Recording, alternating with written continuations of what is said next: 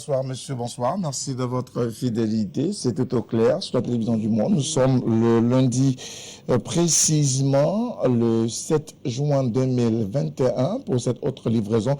Une ambiance plutôt bon enfant dans ce studio sur la télévision du Monde. Et avec nos invités, nous décrypterons l'actualité majeure qui se présente à nous. Et ce soir, deux sujets majeurs vont nous intéresser. Tout d'abord, le sujet en rapport avec la Covid-Gate ou le Covid-Gate. Il y a eu des cambriolages au contrôle supérieur de l'État. Comment comprendre ces cambriolages en pleine affaire Covid-Gate au Cameroun? La question meuble d'ailleurs les publications des journaux parus ce lundi sur l'ensemble du triangle national. Toujours dans le chapitre de l'actualité, nous parlons du Congo et notamment de Denis Sassou Nguesso qui serait peut-être en train de positionner son fils comme étant son futur successeur dans ce pays où très souvent les militaires ont fait tourner les armes pour bien évidemment rétablir l'ordre constitutionnel. On en parle également dans cette édition de l'information sur la télévision du Monde. C'est tout au clair. Vous le savez, l'émission se veut être interactive. 696 14 03 12 696 14 03 12 ou alors LTM TV officiel. C'est notre page sur le réseau social Facebook et avec bien évidemment ces deux points d'accès. Vous pouvez participer permanemment à cette émission de Tout au clair sur la télévision du Monde. Je rappelle, mesdames, messieurs, c'est une émission qui vous donne la possibilité de pouvoir décrypter, analyser et commenter des actualités. Et ce soir, deux actualités sont justement au devant de la scène pour un débat franc et sincère avec nos différents invités dans le cadre de ce programme de Tout au clair sur la télévision du Monde.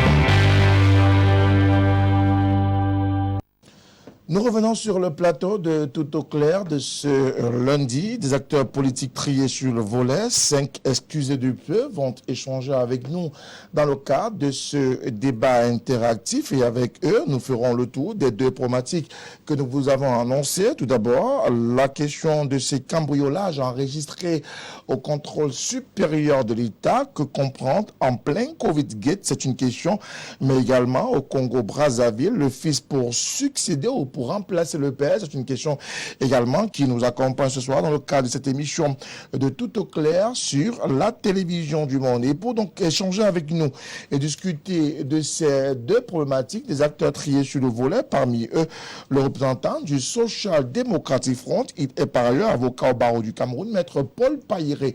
C'est son nom, il nous retrouve une fois de plus dans le cadre de ce débat intellectuel, débat plutôt savant ce soir. Maître, bonsoir.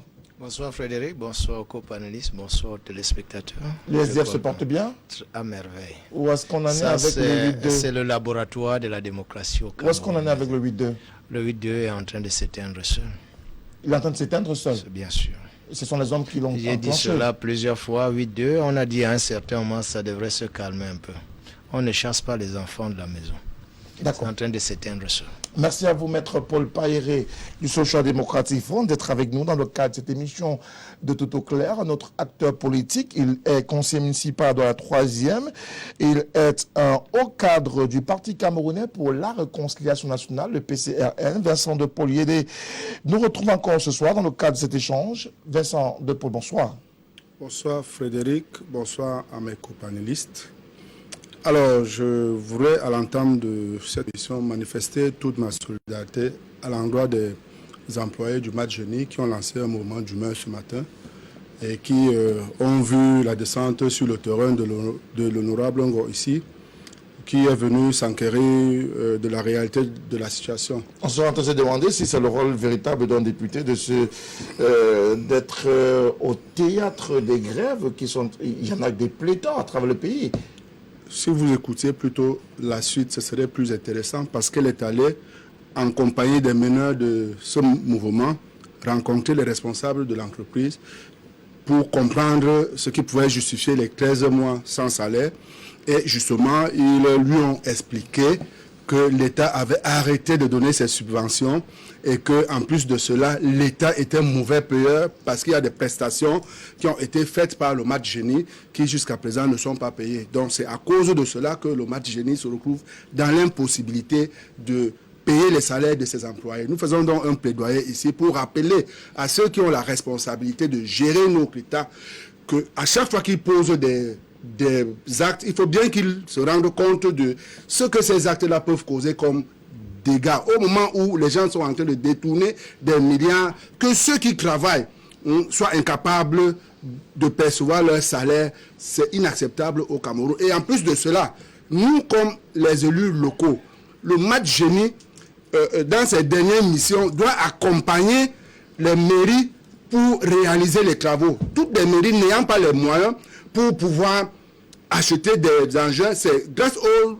engins du Mat Génie que ces collectivités territoriales décentralisées peuvent effectivement désenclaver leurs zones respectives. Et si on tue donc le Mat Génie comme ça, c'est pour dire que les collectivités territoriales décentralisées ne soient plus capables de faire leur travail et donc de laisser les populations dans l'enclavement. Mais en même temps, on se demande encore quel est le rôle véritable d'un député. Est-ce d'aller à la rencontre des grévistes? Parce que des grèves, on en enregistre un peu partout à travers le pays.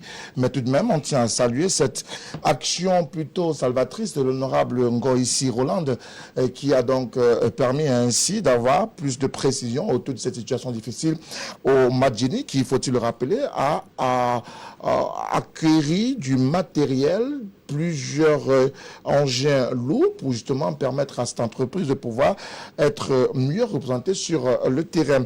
D'autres acteurs politiques vont nous accompagner également ce soir. Un acteur politique, un observateur aujourd'hui de la scène politique camerounaise. Laurent Dubois Ndjikam est avec nous ce soir. Bonsoir et bon retour à Tout au clair. Bonsoir Fédélie. C'est un plaisir de retrouver ton plateau. Bonsoir aux téléspectateurs qui regardent l'émission à cet instant et bonsoir aux autres co-panélistes.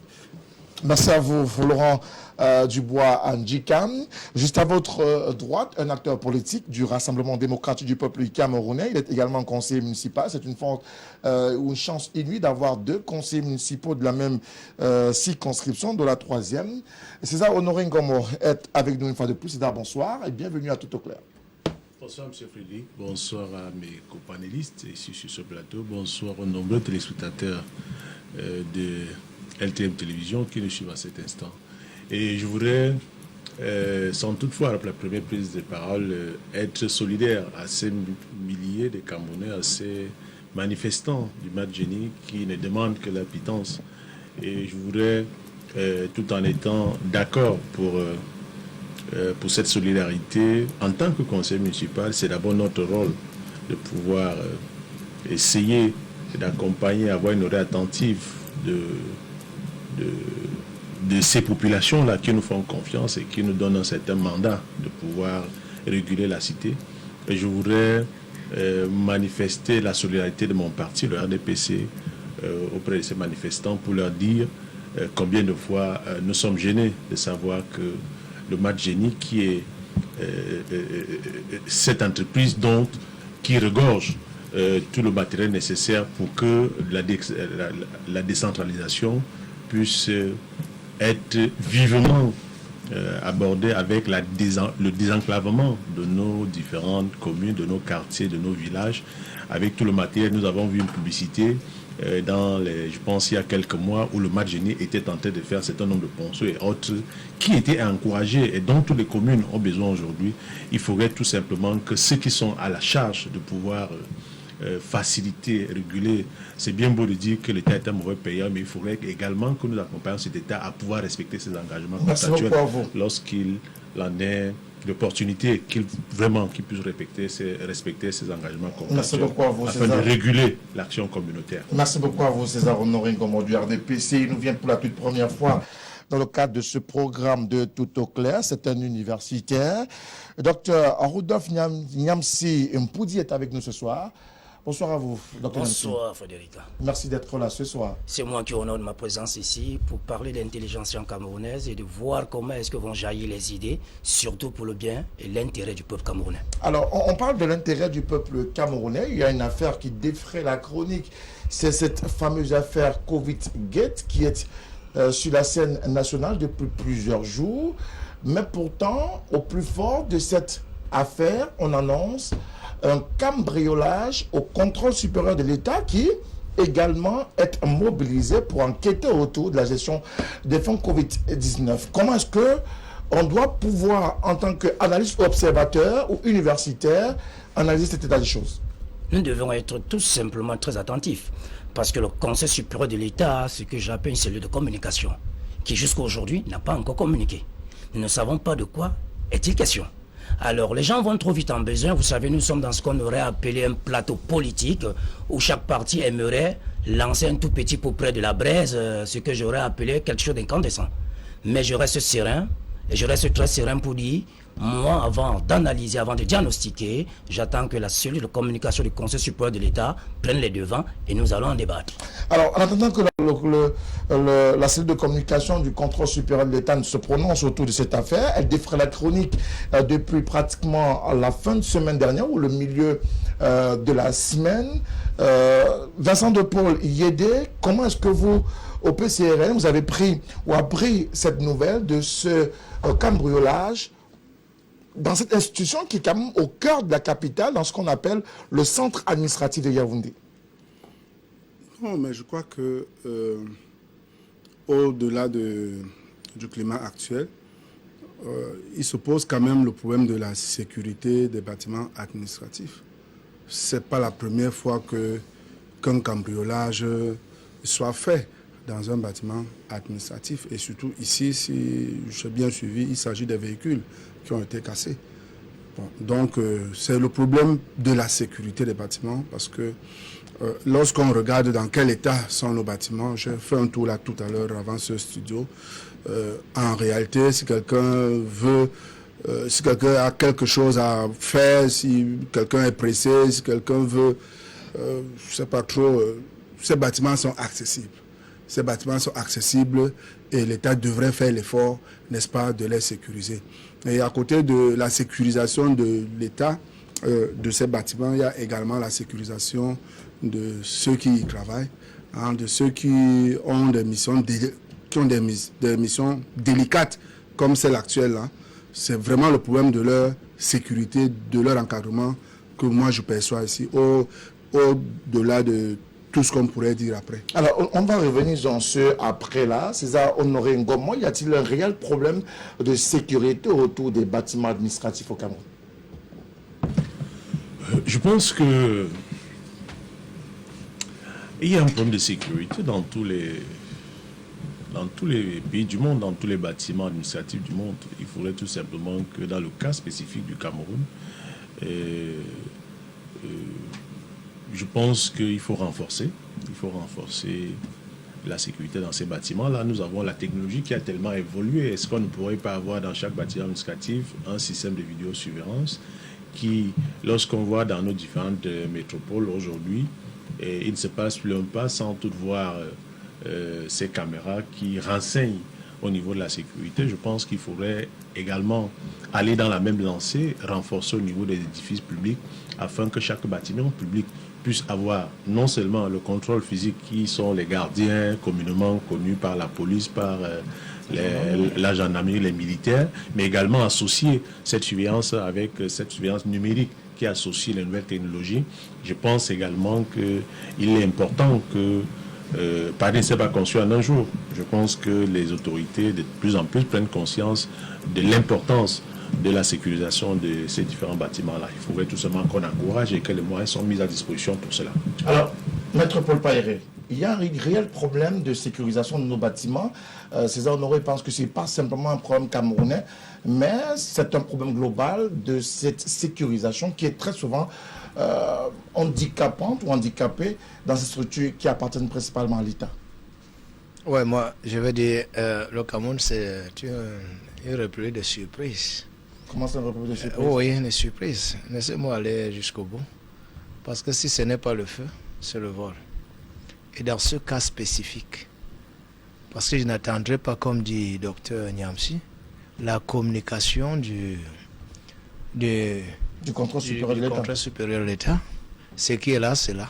S'ils ne peuvent pas communiquer, vous voulez qu'on attende de 1996 comme la loi sur la décentralisation pour être appliquée en 2021 20. Non, il ne faut pas attendre. Il y a des choses du tic au tac quand ça saute à l'œil. Et surtout quand il y a ce problème de détournement ou bien de la mauvaise utilisation de 180 milliards. Donc la communication là-bas allait déjà réagir le plus tôt possible. On se pose la question, de quoi s'agit-il? On parle de cas de vol, cambriolage. Mais est-ce qu'on a apporté un coffre-fort là-bas? Pas de coffre-fort. On a regardé plutôt les micros, ordinateurs. Donc tout ce qui peut porter un élément de l'enquête que le chef de l'État a pu instruire que ça se déroule. Ça amène à s'interroger et à un sérieux problème. Je vous ai dit, quand ce n'est pas le vol, c'est les incendies qu'on provoque de manière bien analysée pour détruire les preuves. Or, la procédure est en train de suivre son cours au niveau du tribunal criminel spécial. Et ça amène à s'interroger, de quoi s'agit-il? Veut-on effacer les preuves? Et je crois que même en dehors des vidéos, caméras et tout qu'on sort, quand on peut saisir un document, on doit avoir une clé. Je vous connais, bon juriste. Hein. Très bien, ça arrive dans ça. On les amène jusqu'au clé. Je suis juriste, je ne suis pas sorti de ma peau de juriste. Je m'interroge plutôt. Je suis en train de poser une série de questions. Pourquoi on est arrivé là-bas? On a volé, pas de l'argent qu'on cherche, mais des documents. Il y a un problème. Je veux dire, Dr Niamsi, l'université disait tout à l'heure de rester serein, d'être peut-être prudent. Est-ce que, Laurent Dubois, on doit davantage être prudent dans la posture qui est celle aujourd'hui du contrôle supérieur de l'État, au regard des faits quand même qui sont avérés, qui font état de cambriolage et même de vandalisme sur des véhicules appartenant à cette institution qui dépend directement de la présidence de la République et dont on sait qu'elle est suffisamment protégée davantage dans cette période. Je pense que le silence du contrôle supérieur de l'État devrait inquiéter parce que l'incident ne date pas d'hier, l'incident date il y a quand même quelques jours. Je pense que devant pareille situation, une communication proactive devait être la mieux indiquée. Malheureusement, on n'a pas de communication jusque-là. On s'interroge si primaire, préalable, aurait indiqué de quoi il est question, qu'est-ce qui a été emporté sous réserve des enquêtes policières et judiciaires. Donc ce silence est un peu inquiétant. Maintenant, ça nous amène quand même à nous interroger sur la sécurisation des édifices publics. On ne peut pas comprendre qu'un édifice sensible, parce qu'il y a quand même des édifices sensibles, importants, qui devraient bénéficier de la protection maximale de...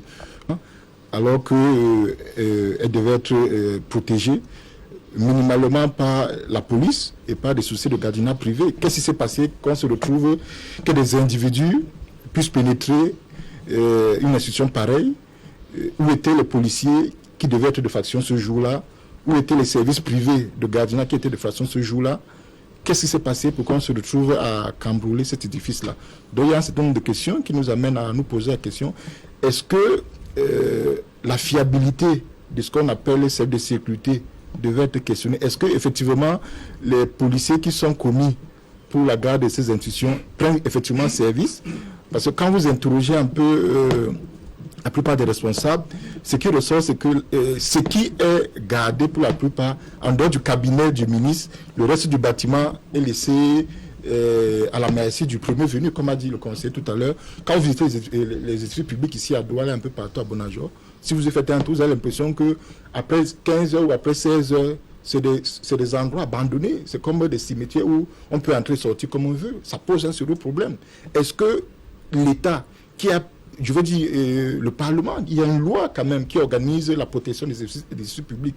Est-ce que l'État qui a mis en place cette loi ne veille pas à son application? Il est prévu que les édifices soient gardés pour certains par la police, pour d'autres par la gendarmerie, pour d'autres encore par les services de l'administration pénitentiaire, qu'est-ce qui se passe que des gens s'amènent aussi facilement, entrent dans un bureau, emportent des choses aussi aisément? Est-ce que les gens ne font pas effectivement le travail, ou bien il y a un problème d'effectif? Est-ce que l'effectif n'est pas assez conséquent pour assurer l'ensemble de la protection de l'ensemble de l'édifice? Autant de questions qu'on devait se poser. Mais ce que je veux dire, je pense qu'avec l'évolution de la technologie, les cambriolages aussi classiques ne devaient pas inquiéter outre mesure, parce que on ne peut pas de nos jours penser que si on emporte l'unité centrale d'une machine, on a emporté tous les secrets d'un service. On va y revenir de plus. Voilà. Donc il faut interroger déjà ce qui est prévu, pourquoi on ne respecte pas. Il y a une loi, je crois que c'est la loi de 97, si je m'abuse, qui prévoit un ensemble de mesures en termes de protection des édifices publics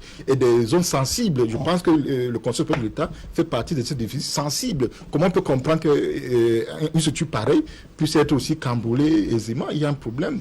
Alors, peut-on comprendre ce cambriolage, docteur Niamsi? Est-ce qu'on est face à un simple cambriolage, permettez-moi l'expression, ou alors on est dans une espèce de schéma déguisé, et j'emprunte aux expressions de maître Paul Pairé de tout à l'heure, on veut davantage cacher des choses? Non, le Cameroun ne cache rien. Le conseil, pour cambrioler cet édifice, ça veut dire qu'il faut cambrioler les 10 bureaux des inspecteurs pour avoir le document afférent par rapport à la cotation de la mission assignée. Alors, pour dire à maître Pairé, je vous cautionne, ne mènera pas son investigation jusqu'au jour où il n'y a pas lieu de s'alarmer. Je vais vous rappeler que nos inspecteurs qui sont On suspecte seulement. Je vous en prie, maître Pairé, on en a une 13 qui dit le Conseil supérieur de l'État ne rend que compte à la présidence de la République. Et je pense que dans la vérité des choses et le processus de traitement des dossiers, il est inadmissible qu'un cambrioleur sache qui traite quoi, qui mène quoi, qui fait quoi. Maintenant, quand vous allez vite en besoin, parce que je dois comprendre une chose, certains partis d'opposition sont tellement en train d'animer la toile et animer une certaine mascarade politique pour dire que les partis dénoncent. Non, il faut pas. Je ne parle pas. S'il vous plaît, docteur. Que les choses aillent bien. Vous prendrez la parole. Il est en train de s'il vous plaît. le clou là où il ne devrait pas le faire. Mais permettez à docteur vraiment respecter le SDF. Permettez à docteur Niamsi d'aller au bout. Vous prendrez la parole juste après docteur Niamsi, s'il vous plaît. Merci. Laissez couler la pertinence. Allez-y, docteur Niamsi. Merci. Maître Pairé, vous conviendrez très bien avec moi qu'en tant que bon juriste et éminent juriste comme je vous connais, je suis très mal placé de prendre à bras le corps une certaine rumeur. Les ont dit sans que je n'ai le dossier qui présente réellement le cambriolage et sorti de la bouche la plus autorisée, qu'est la cellule de communication du Consupé. Voyez-vous, enseignant et homme de lettres, didactique en plus, il faut éviter de baigner dans ce qu'on aurait appelé le trop dit et le vite dit. Parce qu'aujourd'hui, quand nous regardons ce que notre page de l'opposition fait au Cameroun, c'est comme s'il y a un procès entre les partis d'opposition et un procès sur le gouvernement camerounais qui a été nommé. Prenez votre mal en patience, je reste sur mes mots, je reste sur mes dires, je reste confiant que lorsque le responsable de la cellule de communication du Consupé va sortir, il vous dira ce qu'il en est, où en sommes-nous, et vous aurez ce que j'aurais appelé la goutte d'eau que vous attendez depuis. Alors, maître Pairé, avant de prendre la parole, si jamais cette cellule de communication ne sort jamais, puisqu'on ne lui connaît pas cette habitude de communication, c'est pas la première fois que le contrôle supérieur d'État est cambriolé. Le Cameroun est un État. Et dans un État, il y a ce qu'on appelle la question de la chose publique. Et lorsqu'il y a une question de la chose publique, l'État peut décider de communiquer ou de ne pas communiquer. Sachant qu'il y a ce qu'on appelle la raison d'État gardée dans tout pays. Le ministre délégué, qui a son bureau dans ce bâtiment, pour un tribunal criminel spécial.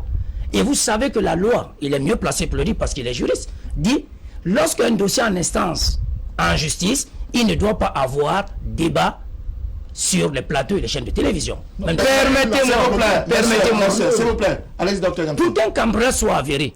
Et si le Conseil supérieur de l'État a fait un constat d'huissier pour dire que mes bâtiments ont été cambriolés, ça va dans tous les sens. Selon l'opinion et selon l'adhésion politique de tout un acteur.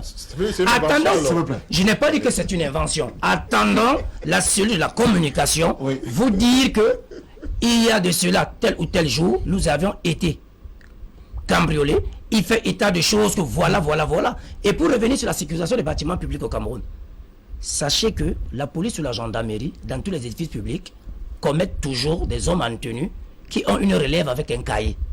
Donc, laissez la communication, cette cellule faire son travail et le responsable de la communication sortira et vous dira quelque chose. Maître Paul Païré, vous n'êtes pas d'accord avec la posture prise par le docteur Financi sur la question de ces cambriolages et davantage il a quelque chose contre l'opposition camerounaise et la vraie, incarnée par le SDF.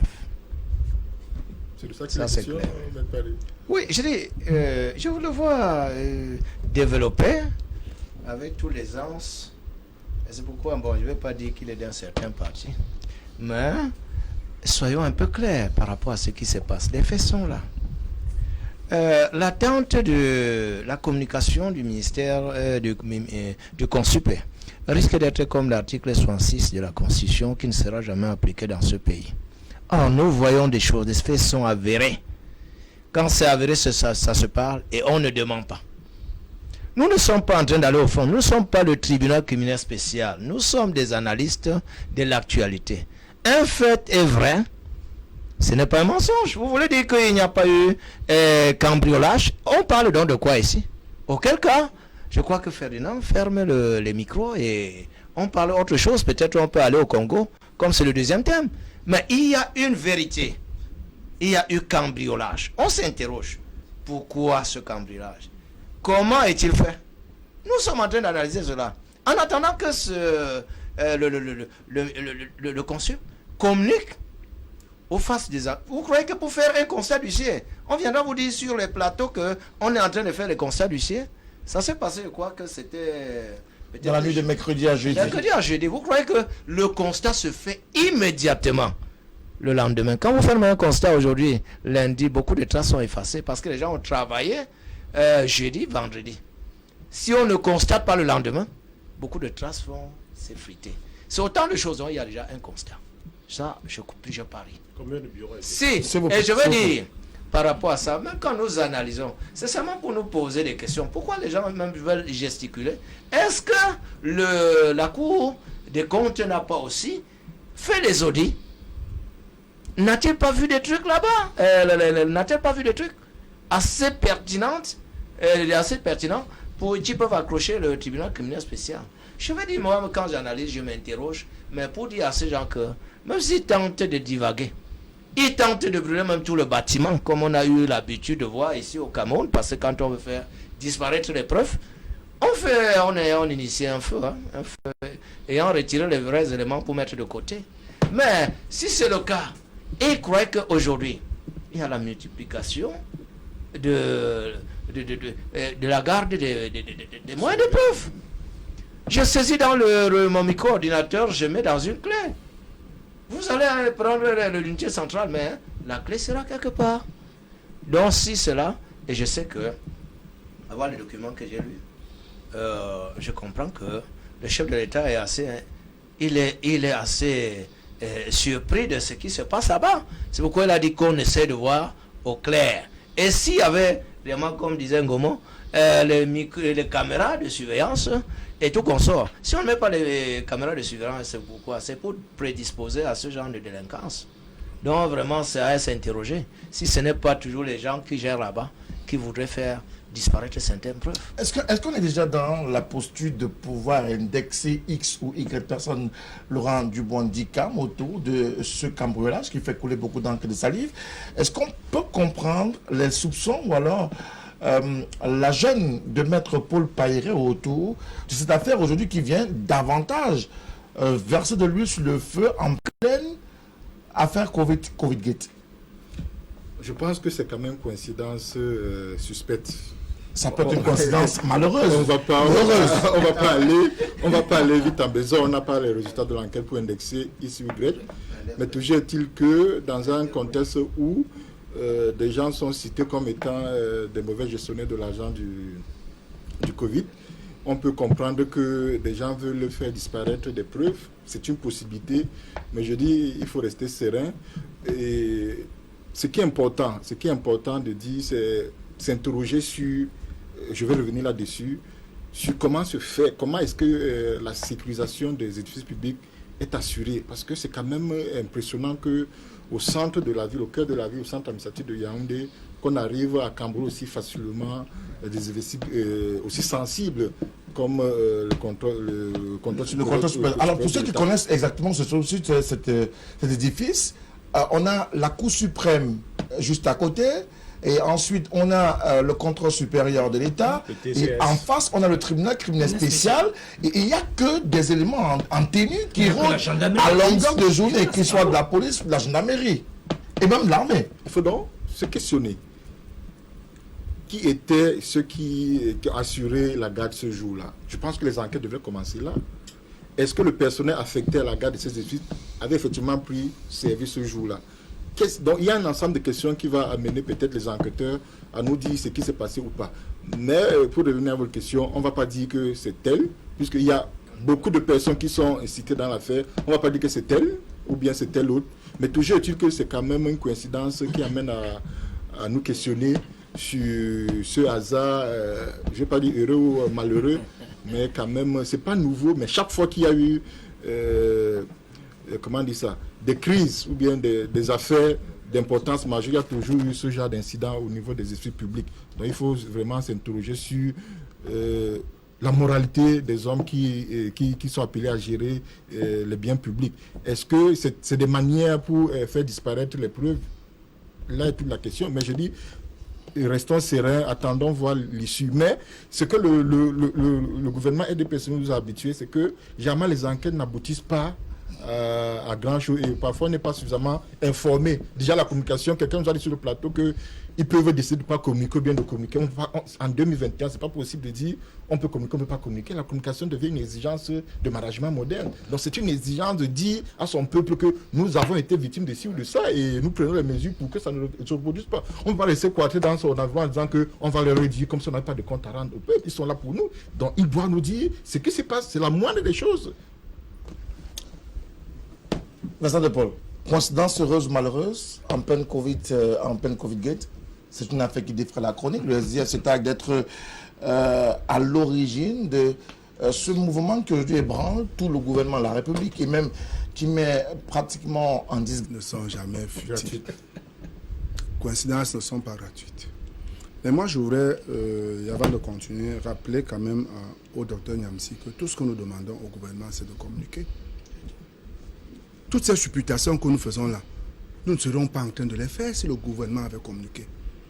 Il y a eu un document qui a signé, on parle du premier rapport de la Chambre. Vous venez nous dire qu'il ne faut rien dire, il faut attendre que la cellule de communication du CONSUPE fasse une déclaration, mais on attend que ça. Sauf que ça ne viendra pas, et vous l'avez dit. Donc, on se retrouve donc là, face à une certaine manière de manager que nous critiquons. Il faut être proactif, il faut communiquer sur ce qui se passe, il faut rassurer le peuple, il faut informer le peuple. Ce n'est pas le cas jusqu'à présent. Ne pas communiquer est une manière de communiquer aussi. Ok. C'est donc pour dire que nous n'avons pas le droit de savoir. Et du coup, on va chercher à savoir. On va chercher à savoir. Donc, il n'y a pas de coïncidence possible. Ce bâtiment est sous surveillance vidéo. Si on vient le cambrioler, ça veut dire qu'on le connaît et qu'on a décidé de faire un passage en force. Ce bâtiment-là est surveillé. Donc, c'est beaucoup plus sérieux que ça. Mais nous sommes rassurés quand même parce qu'on nous a informé de ce que les documents qu'on cherchait étaient déjà au niveau de la présidence de la République. C'est de ça qu'il est question. Donc, ne voulons pas faire comme si on parlait des choses que nous ne connaissons pas. Non, on attend que le gouvernement communique. Il ne le fait pas, il ne le fera pas. C'est sa manière de gérer. Ok. Non, le gouvernement communiquera au moment opportun. C'est lui qui est le juge de l'opportunité. Entre-temps, qu'est-ce qu'on fait? Nous attendons sagement ce que le ministre délégué va dire. D'accord. Alors, un cambriolage orchestré pour fuiter, pour cacher des documents, pour cacher la vérité au peuple camerounais en pleine Covid-Gate. C'est le point de vue du représentant du PCRN. Mais vous savez, M. Frédéric, je pense que nous sommes... C'est pas ce que je dis. Hein. Qu'est-ce que vous avez dit concrètement, s'il vous plaît? Reprécisez votre pensée. Vous voulez que je reprenne tout le raisonnement? Non, tout à l'heure. Simplement la pensée. J'ai dit, le gouvernement est en train de mal gérer cette crise parce qu'il ne communique pas. Et parce qu'il ne communique pas, nous sommes en train de faire toutes ces supputations. Voilà ce que j'ai dit. Madame, j'ai encore dit que oui, ce bâtiment est sous surveillance vidéo et qu'on a décidé de faire un passage en force parce que malgré la surveillance, on y est quand même allé faire un cambriolage. Ok. Donc, en d'autres termes, on voudrait Ça, ce soutirer sont les les éléments. termes. Ça, ce sont les termes que j'ai utilisés. Vous pouvez me prêter autre chose, mais pas les termes. Alors, est-ce qu'il y a eu une volonté manifeste de soutirer les documents au contrôle supérieur de l'État? Monsieur Boutoba, j'ai comme l'impression je me retrouve dans un débat de bar. De bar parce que où est la probabilité que ce soit un incident, un cambriolage, comme tout autre cambriolage? Et nous semblons oublier la spécificité du Conseil supérieur de l'État. Le Conseil supérieur de l'État n'est pas une institution comme tous les autres. Elle est rattachée directement à la présidence de la République et elle rend compte directement là-bas. Alors, Donc, vous vouliez, je repose la ne sais question. pas, est-ce qu'on aurait bien voulu que pendant ce cambriolage, et qu'on appela les médias et pour leur dire qu'on a été cambriolé et voilà la situation? Je pense que à la sur minute, la place publique. oui, mais le temps de la presse n'est pas le temps de la justice. Le temps des réseaux sociaux n'est pas le temps du consupé. Donc, je pense que oui, il y a un cambriolage, nous avons l'information, il y a un cambriolage, mais ça n'influence en rien le travail qui est dédié, les missions qui sont dédiées au Conseil supérieur par rapport à cette situation. Et je pense que quand M. Yedé dit que le gouvernement ne communique pas assez sur... Je pense qu'il y a un ministre de la communication qui a largement fait une communication là-dessus par rapport au cas, La présomption d'innocence. au cas du Covid-19 qui interpellait les uns et les autres de la présomption d'innocence et que les enquêtes étaient tentées de suivre leur cours. Donc on ne peut pas venir sur un plateau aussi sérieux comme celui-ci débattre sur un câblage qui peut être un larcin comme on en connaît beaucoup d'autres et fait de ça un sujet qui... Nos confrères de Yaoundé ont paraphrasé, un peu imagé le cambriolage du contrôle supérieur de l'État. Vous l'avez rappelé et chacun l'a martelé plus d'une fois. Le contrôle supérieur de l'État est rattaché à la présidence de la République. En d'autres termes, c'est la présidence de la République qu'on a cambriolé. Interpréter comme vous voulez, mais je pense que elle n'a pas l'obligation de rendre compte au public. Elle n'a pas l'obligation. Elle n'a pas l'obligation. Je pense que s'il y a une obligation à rendre compte, certainement il y a un ministère de la communication qui est là, qui gère l'action publique, la communication du gouvernement. Mais elle ne le fera pas à votre temps, monsieur Dikam. Elle a son temps, elle a son timing. Et respectons ce timing-là. La publique n'est pas la publique des réseaux sociaux comme vous avez coutume. C'est vous passez pas. Non. Mais je pense que ce n'est pas un problème de condescendance, c'est un problème de respect des institutions. Et chaque institution joue son rôle. Au déclenchement du Covid-19, comme on l'appelle vulgairement, nous avons laissé passer au moins une semaine. À un moment, le ministre de la Communication est sorti et il a passé un message. Vous voulez donc que moi, militant du parti au pouvoir, représentant le RDPC sur ce plateau, que je vienne entrer dans les commentaires des réseaux sociaux, des faits, de tout ce que vous êtes en train de dire? Non, je respecte la position du gouvernement, qui est celle de la présomption d'innocence. Et la spécificité du Conseil supérieur de l'État ne me permet pas de pouvoir venir commenter sur un cas de cambriolage dont je ne peux pas me prononcer et dont personne de nous ici, n'importe quel journaliste au Cameroun, ne peut avoir les tenants et l'aboutissant du cambriolage. Ça peut être aussi un fait de hasard, un petit larcin qu'on a dû commettre et autres, on veut grammatiser, aussi simplement. Ça, c'est ma position. Une position qui est assez discutable, docteur Niamsi. Il faut rester quand même lucide, même si la présomption d'innocence a été mise au devant de la scène par le ministre de la Communication en cette période de Covid-Gate. Il reste qu'il y a une affaire qui ébranle tout un régime, qui ébranle tout un gouvernement, notamment le gouvernement chief Dr Joseph John Ngouté, qui a géré notamment la pandémie Covid-19, les fonds liés à cette crise sanitaire, un cambriolage des bureaux des enquêteurs en charge de cette affaire, même s'il y a plusieurs institutions de la République qui sont occupées davantage de cette problématique-là. Vous savez, ce qui est très écœurant dans ce pays, c'est que nous avons une gymnastique verbale.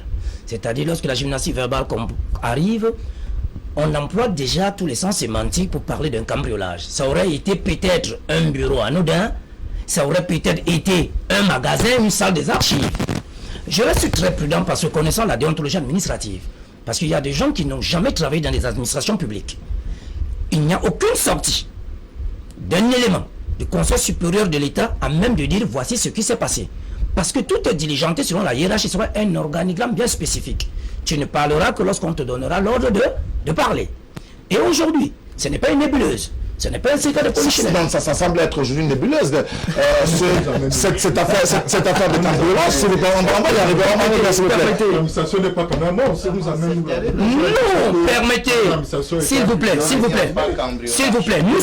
nous sommes dans une capitale, nous sommes dans une capitale politique. Et vous savez ce que c'est que le respect de la chose publique. Si un seul fonctionnaire ou un contracteur d'administration sort pour apporter une idée autre et contraire, il sera sanctionné.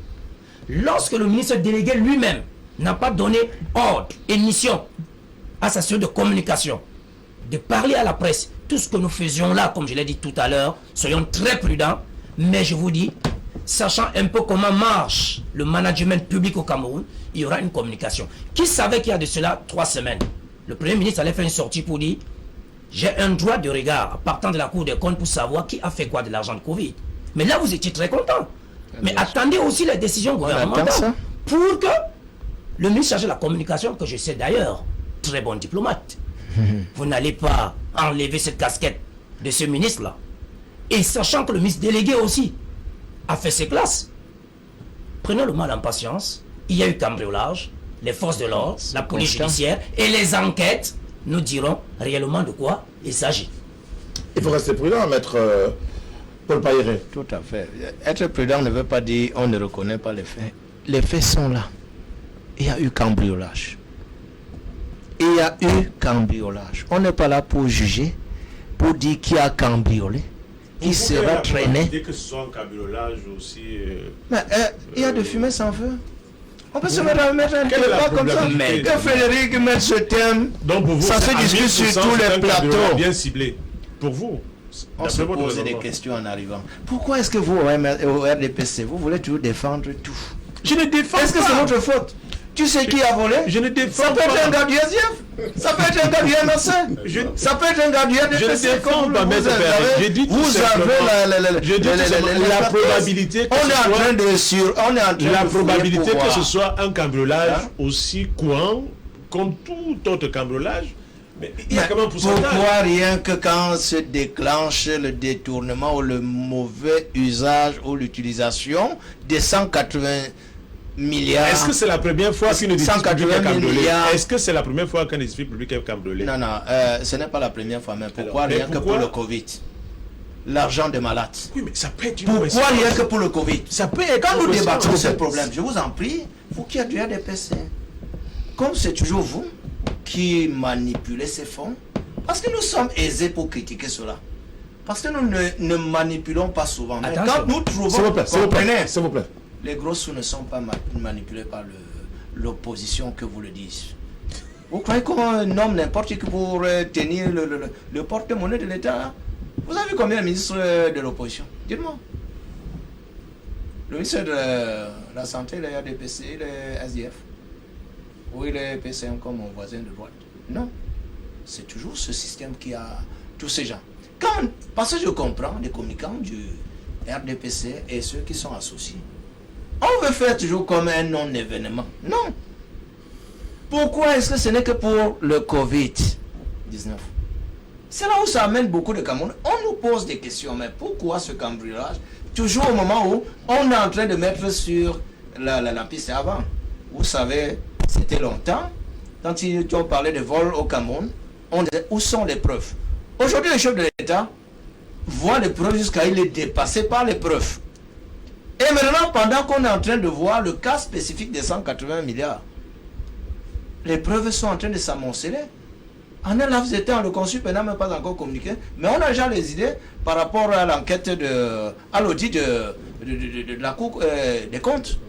Mais les Camerounais, aujourd'hui, nous avons quelque chose de très fumant. Les réseaux sociaux, il faut seulement fermer l'Internet. Les Camerounais sont au courant de tout ce qui se passe. À la minute. D'autres sont dit là, la communication de l'État, ce n'est que quelque chose pour confirmer ce qu'ils connaissent déjà. Vraiment, essayons d'évoluer. On n'est pas en train de débattre pour empêcher que l'enquête suive son cours, que les procédures engagées au niveau de TCS suivent la cour. Les procédures vont suivre la cour. Il faut rester prudent, c'est votre posture. Non, il y a la prudence et il y a aussi la Mais est-ce que la prudence enlève ou élimine la véracité des faits, l'authenticité? Puisqu'on a des éléments palpables de ce que, effectivement, il y a eu ce cambriolage au contrôle supérieur de l'État. Lorsque vous parlez de véracité, nous sommes tous unanimes sur ce plateau que oui, il y a eu cambriolage. Nous sommes tous unanimes. Mais se prononcer sur l'impact, le lien avec le Covid, je dis, la prudence voudrait que je dise la probabilité d'un cambriolage. Mais est-ce qu'il est possible de ne pas imaginer un impact ou alors un lien direct entre ce cambriolage-là, lui précisément, et l'affaire Covid-19? Avec l'évolution des nouvelles technologies, à ce que je sache, même s'il y a eu une enquête, les enquêtes d'il y a 20 ans ne peuvent plus être les mêmes aujourd'hui.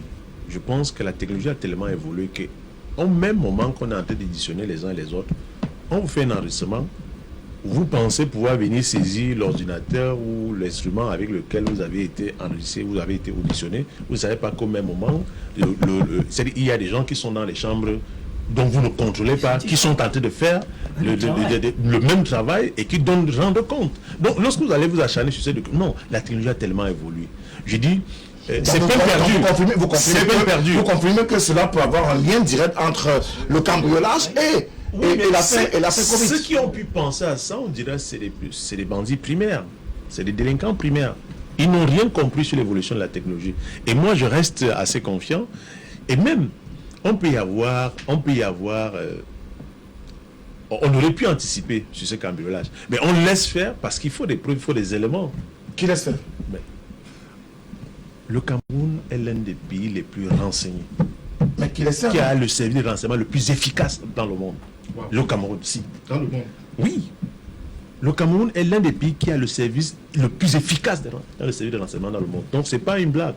Donc, je pense qu'à un certain moment, nous ne savons pas souvent valoriser ce que nous avons. Sinon, le Cameroun serait déstabilisé depuis très longtemps. Sinon, le Cameroun serait tombé depuis très longtemps, comme le veulent certains partis politiques.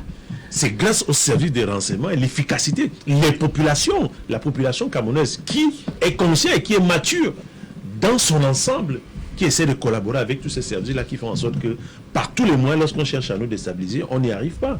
C'est grâce au renseignement.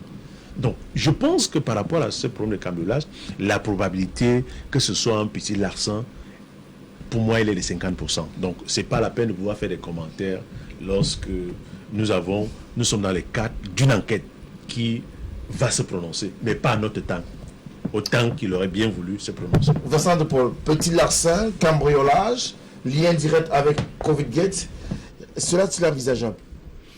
Non, mais j'ai dit tantôt que en matière d'enquête criminelle, il faut éviter les coïncidences.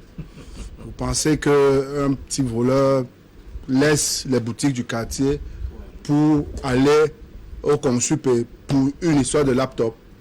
Mais non. Ça c'est aussi si ce n'est que pour le laptop, il y a des endroits où c'est d'un accès beaucoup plus facile. On peut lui donner 50 000 francs demain matin à l'avenue Kennedy. On peut lui donner 100 000 francs à l'avenue Kennedy le lendemain. Toi, tu sais. Non. Il ne va pas fouiller. Lui ne cherche pas les informations. Lui, il a vu un laptop, il le cible et s'en accapare. Ce que je voudrais expliquer, c'est qu'il court plus de risques à aller au Consup et chercher un ordinateur alors qu'il a la possibilité de cambrioler plus facilement une chambre au quartier. Si le véhicule qu'il a suivi jusqu'au Consup était garé quelque part dans une laverie, qu'il a lavé autre et qu'il a pu suivre ce véhicule, tu vas l'en empêcher, mais que ce soit la présidente, que ce véhicule soit entré, qu'il puisse entrer pour pouvoir retirer cet ordinateur? C'est une probabilité. Je reviens toujours sur les coïncidences. Si c'était le véhicule d'un agent du ministère de l'Agriculture ou des Sports, on comprendrait. Mais que ce soit les véhicules des enquêteurs. C'est pas un seul véhicule qui a été vandalisé. S'il vous plaît. S'il vous plaît. C'est pas écrit sur le plan d'immatriculation enquêteur du Consup. S'il vous plaît. En plus. C'est écrit sur le S'il vous plaît. Il n'y a pas un seul véhicule qui a été vandalisé au niveau du contrôle supérieur de l'État. Mais c'est les véhicules des enquêteurs. C'est pour ça que je dis que évitons les coïncidences. Personne ne vous l'a dit. De toutes les façons, ce que nous disons, je l'ai relevé tantôt, on ne veut pas s'avancer pour incriminer qui que ce soit, mais on peut quand même observer qu'il y a un déficit de communication. Et on peut comprendre tout l'embarras que les gouvernants actuels ont à communiquer sur ce genre de situation. Pourquoi devrait-il être dans l'embarras? Pourtant, il est question de donner de l'information, la bonne information à une population qui n'en demande pas mieux. Être mieux informé autour d'une querelle aujourd'hui qui met en mal tout un régime, tout un gouvernement, notamment le Covid-Gate, et au plus fort de ce cambriolage-là. Je voudrais tout simplement expliquer que c'est des gens d'un même bord politique qui vont être obligés de poser des actes pour se désolidariser de leurs camarades. C'est une situation extrêmement difficile et embarrassante qui fait qu'ils ne peuvent pas avoir l'expression facile pour l'instant. Et maintenant, il faut chercher le bon moment, le bon timing pour éviter de heurter et tout le reste. Et peut-être, ils ne veulent même pas prendre les devants parce que tout compte fait, c'est politique et ça peut être politisé. C'est-à-dire que même si les enquêtes à un moment donné convergent vers un certain nombre d'individus pour une raison X ou Y, puisqu'il y a quelqu'un qui est juge des opportunités, il peut décider de ne pas continuer à les poursuivre. Et donc, s'ils engagent une communication, elle peut les rattraper par après. Donc, on peut comprendre tout leur embarras. Mais tout ce que nous disons, c'est que nous, on va continuer à mener la veille citoyenne pour que tous les Camerounais se retrouvent être des justiciables, tous ceux qui ont commis des délits, qu'ils soient punis par la loi. Personne n'est au-dessus de la loi. Donc, s'il se trouve qu'il y a des Camerounais qui ont commis des fautes de gestion, qui ont détourné des fonds Covid, alors ils seront sanctionnés. Et d'ailleurs, c'est une instruction du chef de l'État, je n'invente rien. Donc nous, on va juste faire la veille citoyenne. Et lorsque ce ne sera pas le cas, on ne manquera pas de crier pour dénoncer ces cas peut-être de favoritisme au cas où il y en aurait. Voilà. Ce cambriolage peut-il avoir un impact sur le déroulement des procédures qui sont en cours à ce moment, à la fois menées par le contrôle supérieur de l'État, la NIF, le tribunal criminel spécial, toutes ces organisations qui sont chargées de lutter efficacement contre la corruption, le détournement des deniers publics? Je pense qu'il ne faut exclure aucune hypothèse. On ne peut pas quand même comprendre que les gens se soient levés comme ça et aller cambrioler dans une institution aussi sensible comme le contrôle supérieur de l'État. De deux choses l'une, soit ces cambrioleurs ne savent pas ce qu'ils voulaient, ils sont retrouvés là-bas par hasard et ils ont fait ce qu'ils ont fait, soit ils étaient en mission commandée, c'est-à-dire ils étaient là parce qu'ils avaient des missions précises, avec des objectifs clairs. Parce qu'on ne peut pas aller dans une institution, celle-là, pour vous balader. S'ils ont besoin de laptops, ce n'est pas là-bas qu'ils iraient chercher des laptops. S'ils ont besoin, je ne sais pas moi, d'objets précieux, ce n'est pas là-bas qu'ils iraient les chercher. Donc s'ils se sont retrouvés là, certainement, c'est parce qu'ils avaient des objectifs clairs ou bien c'était envoyé par des personnes précises. Mais quand on voit comment fonctionne notre administration, on peut quand même s'interroger. Si ceux qui sont allés cambrioler là-bas ne savent pas que notre administration a un sérieux problème de modernisation. Je ne sais pas si vous êtes arrivé de vous retrouver dans un service public et voir comment la gestion se fait au quotidien.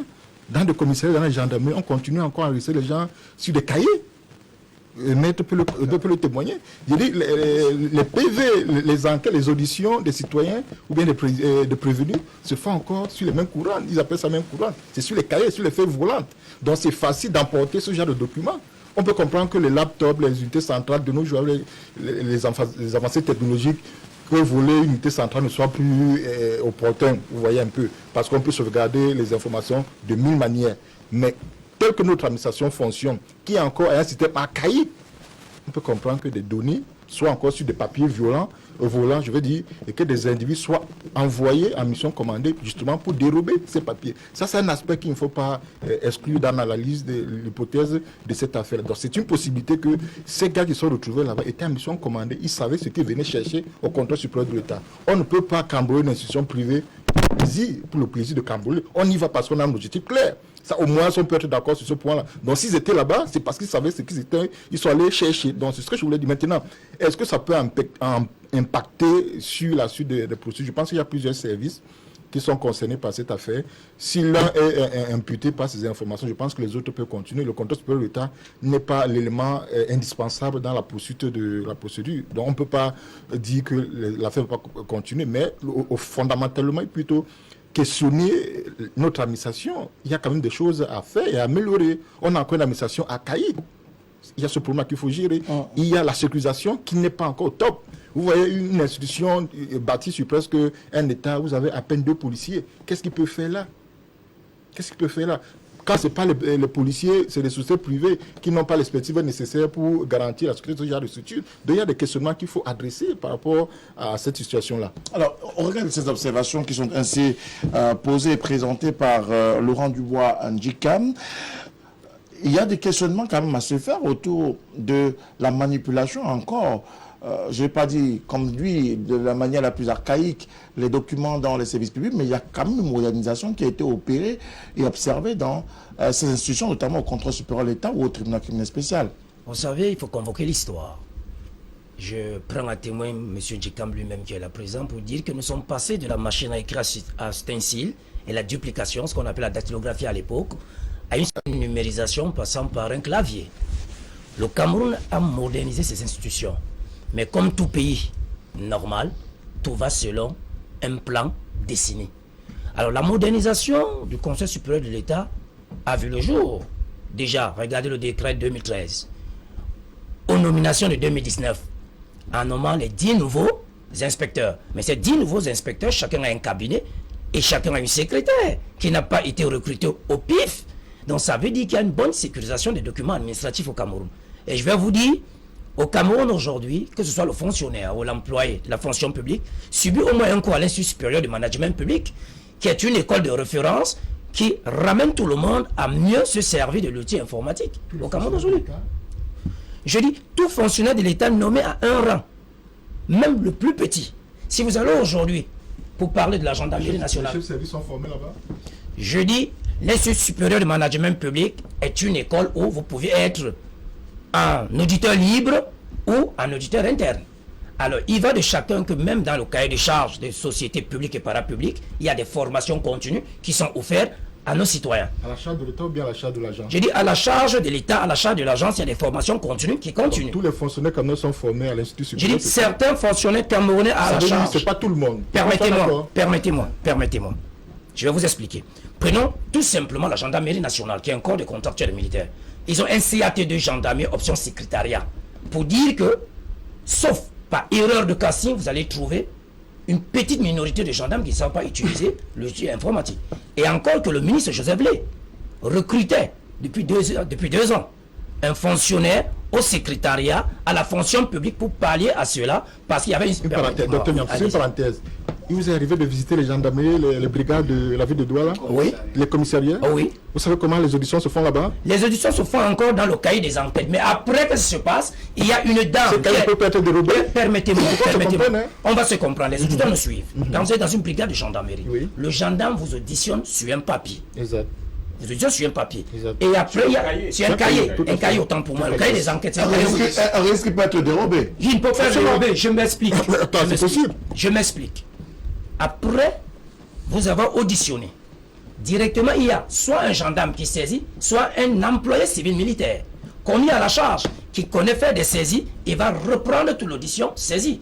Je vous mets au pari, allez à la brigade de gendarmerie territoriale, allez au groupement de gendarmerie. Vous allez trouver que le ministre de la Défense, que je salue déjà au passage, a recruté les employés civils militaires pour pallier à certaines insuffisances. Et dans le cas d'espèce. Et dans notre cas d'espèce, au Conseil supérieur de l'État, au Consupé, je vais vous dire qu'il y a des gens qui ont été recrutés par le dernier recrutement fait par le ministre de la fonction publique pour pallier non seulement le ministère de la Justice, pour pallier non seulement le Conseil supérieur de l'État, mais tous les organes de l'État où besoin se fait sentir, il y a eu des secrétaires qui ont été recrutés. Maintenant, si les gens ne veulent pas faire les concours d'État parce qu'on dit qu'à la fonction, on est mal payé. Ces brigades n'ont les connexions Internet, docteur? Non, on va pas rentrer dans ça. Non, une parenthèse, il faut qu'on soit sérieux. Vous ne pouvez pas sauvegarder des données en soft Si vous n'avez pas de connexion Internet, il faut qu'on soit sur. Donc, c'est pas parce que vous avez saisi des documents sur une machine que vous la sauvegardez automatiquement. S'il vous plaît, Non, s'il vous plaît. c'est pas S'il vous plaît, c'est pas possible. Je parle sur le projet de maître dans une clé. Je parle sur le projet de maître Pairi. Lorsqu'il y a déferment, de mise en cause, tout est saisi avant d'arriver au bureau du procureur. Est-ce que nous sommes Je ne suis d'accord? pas à ce niveau-là. Je parle de la sauvegarde des données. Permettez-moi. Et c'est sauvegardé. Et c'est Est-ce que les documents qui semblent avoir été dérobés ont pu être sauvegardés? Si c'est des saisies manuelles, on ne les a pas sauvegardés. Les documents au consuper ont été sauvegardés. Et en mode je l'affirme sur cette base aussi. Vous savez que la dirigeante de l'État dit ceci: lorsque vous êtes commis pour une enquête qui va à la présidence de la République, vous avez ce qu'on appelle sous-week-end. C'est-à-dire, on vous met la mention, me voir, me tenir informé et m'en parler. Lorsque vous avez cette mention dans la diligence administrative, c'est sous-week-end. Tous ceux qui sont passés par l'École nationale d'administration vous diront que le langage administratif a 3 codes: me tenir informé, m'en parler et me voir. Lorsque vous avez ces mentions, vous êtes en 8 jours, pas plus, pour remonter le dossier très rapidement. Et au Cameroun, nous connaissons que tous ceux qui sont allés, les 10 inspecteurs nommés 3 femmes et les 7 hommes, sont des gens qui ont les états de service. Et nous savions que les dossiers sont arrivés à bon port. Mais maintenant, il serait maladroit que je puisse en débattre d'une autre manière pour donner mon avis.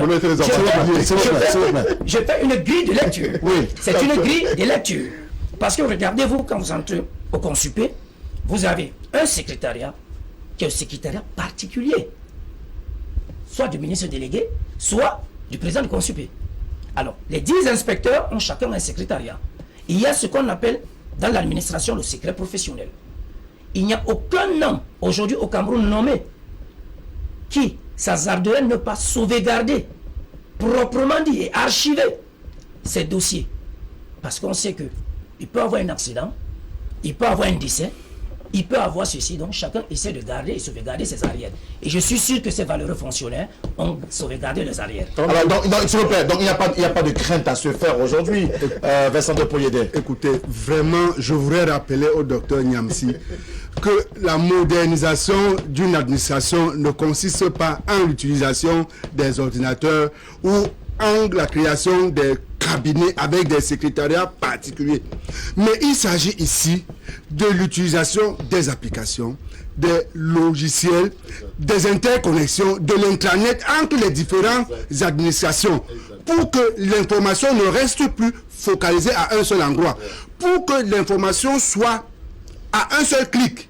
C'est ça la modernisation d'une administration. Il ne s'agit pas, pour me répéter, de la démonstration que vous venez de faire là. Et donc, il y a un problème sérieux au niveau de la modernisation de notre administration. Et ça ne fait pas longtemps qu'on a mis sur pied le projet de l'intranet au niveau de la fonction publique pour que on puisse avoir accès à un certain nombre de documents à partir de son bureau. Ce n'est pas encore le cas.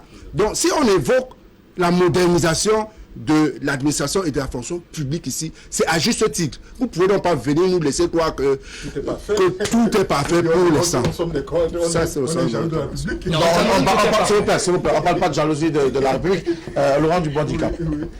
On est dans une configuration aujourd'hui qui nous permet quand même de nous interroger sur cette modernisation, mais au-delà de cela, ces documents qui ont été produits par le contrôle supérieur de l'État, si jamais ils ont été emportés, pourraient se retrouver un peu n'importe où.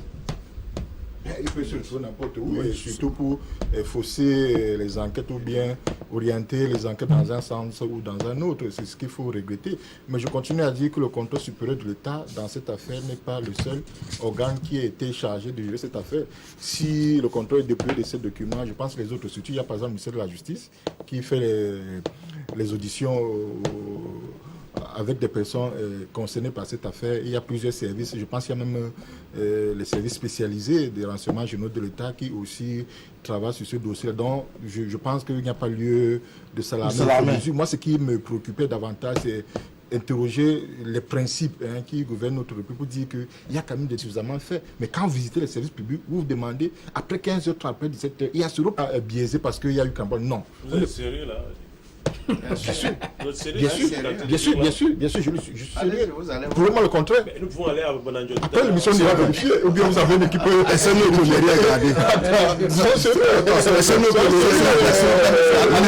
de ça qu'il s'agit. C'est vous qui avez la parole. Merci. Oui, je vais sortir par là pour dire que le test de 97 qui organise la protection et la sécurisation des services publics interdit aux expertises nécessaires. Je pense que M. Gonové fait référence à ça. Quand vous allez par exemple dans une mairie, vous allez voir des gens, monsieur Diende, et conseil municipal, il va peut-être me démentir.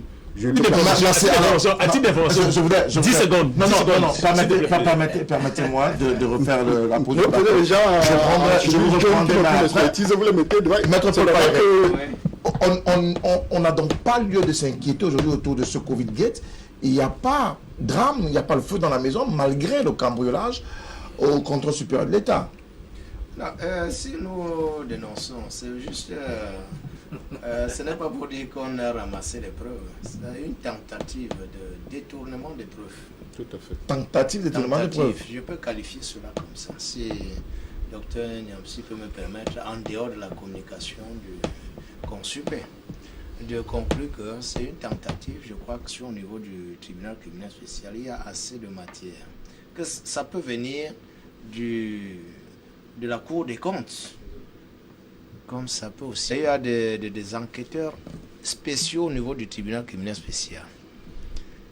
Dès seulement certaines voitures, certains véhicules, pourquoi viser certains biens et pas tout ce qui est vulgaire, comme l'argent?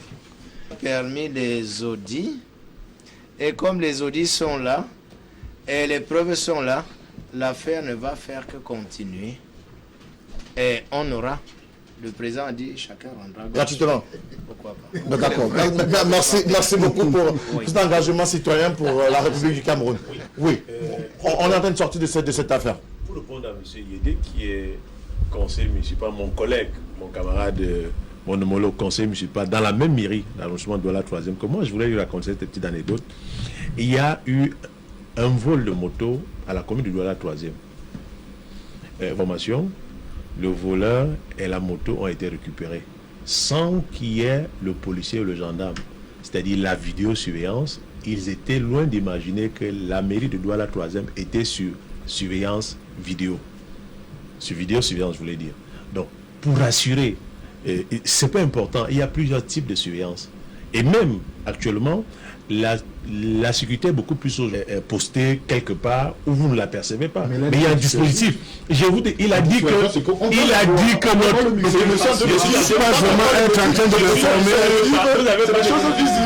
Je suis en train de lui parler de notre... L'information dont je voulais notre passé, c'est qu'il y a eu un vol de moto. Je le sais. Un vol de moto à Douala 3e. La moto a été récupérée. Le volant a été... Oui. Je le sais. Il faudrait savoir dire c'est bien quand c'est bien. Donc, nous n'avons pas besoin. Tout à l'heure, Dikam disait, allez à Bonanjo, vous allez voir. Allez-y. On va vous pêcher, on va vous laisser même prendre. Vous allez partir. Mais peut-être avant d'entrer chez vous, vous aurez quelqu'un qui viendra vous dire... Mais ça sert à pas de laisser d'abord... Non, si, il faut des preuves. Il peut te dire que non, il venait visiter, il venait... Il peut s'il a été détruit, il n'est pas obligé de les emporter, il peut entrer détruire ses preuves. Bon, s'il vient pour prendre des détruits, bon... Justement, on n'a pas besoin de les laisser entrer. Dikam, il y a des évolutions qui sont faites. Il faut savoir. Faisons des débats parfois constructifs. Ne cherchons pas toujours à voir le verre à moitié vide. Il y a des efforts qui sont faits. Les administrations camerounaises ont pris conscience qu'il y avait des documents qui disparaissaient, il y avait un certain nombre de blocages, il y avait certaines lourdeurs. Exact. On est en train de faciliter.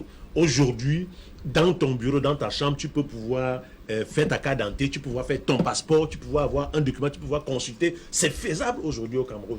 Donc, il ne faudrait pas... Il y a de cela 15 ans, ce n'était pas possible. Mais aujourd'hui, à l'heure où je vous parle, si tu as besoin d'un passeport, d'une carte d'identité, tu le fais dans ta chambre. Il suffit d'avoir toutes les pièces justificatives, tu les scannes et tu vas dans une adresse, tu les balances là-bas. Un mois après ou quelques jours après, tu peux retirer ton passeport. D'accord. Alors, on va sortir de cette problématique, messieurs, avec chacun de vous 2 minutes de prise de parole. Mais je voudrais tout de même préciser que nous avons reçu un message d'un haut responsable de la République qui nous dit que le contrôle supérieur de l'État est pour la gouverne de tout le monde, sous la protection de l'armée camerounaise. Comment peut-on expliquer un pareil cambriolage? Il s'interroge lui-même de comprendre cela et davantage dans le contexte géographique que nous avons présenté tout à l'heure. Mais pour sortir au-delà de ce questionnement, au cadre de l'administration camerounaise, qu'est-ce qu'on doit pouvoir dire aux Camerounais? Rester confiants. Le chef d'État d'ailleurs prescrit d'avoir toute la vérité autour de cette affaire, de ce cambriolage au contrôle supérieur de l'État. Oui, le chef de l'État a donné des prescriptions. La haute hiérarchie a suivi. Et voyez-vous, moi je demande aux Camerounais de rester sereins, parce qu'à tout moment où le chef de l'État sort dans sa communication, il y a toujours quelque chose de très pertinent.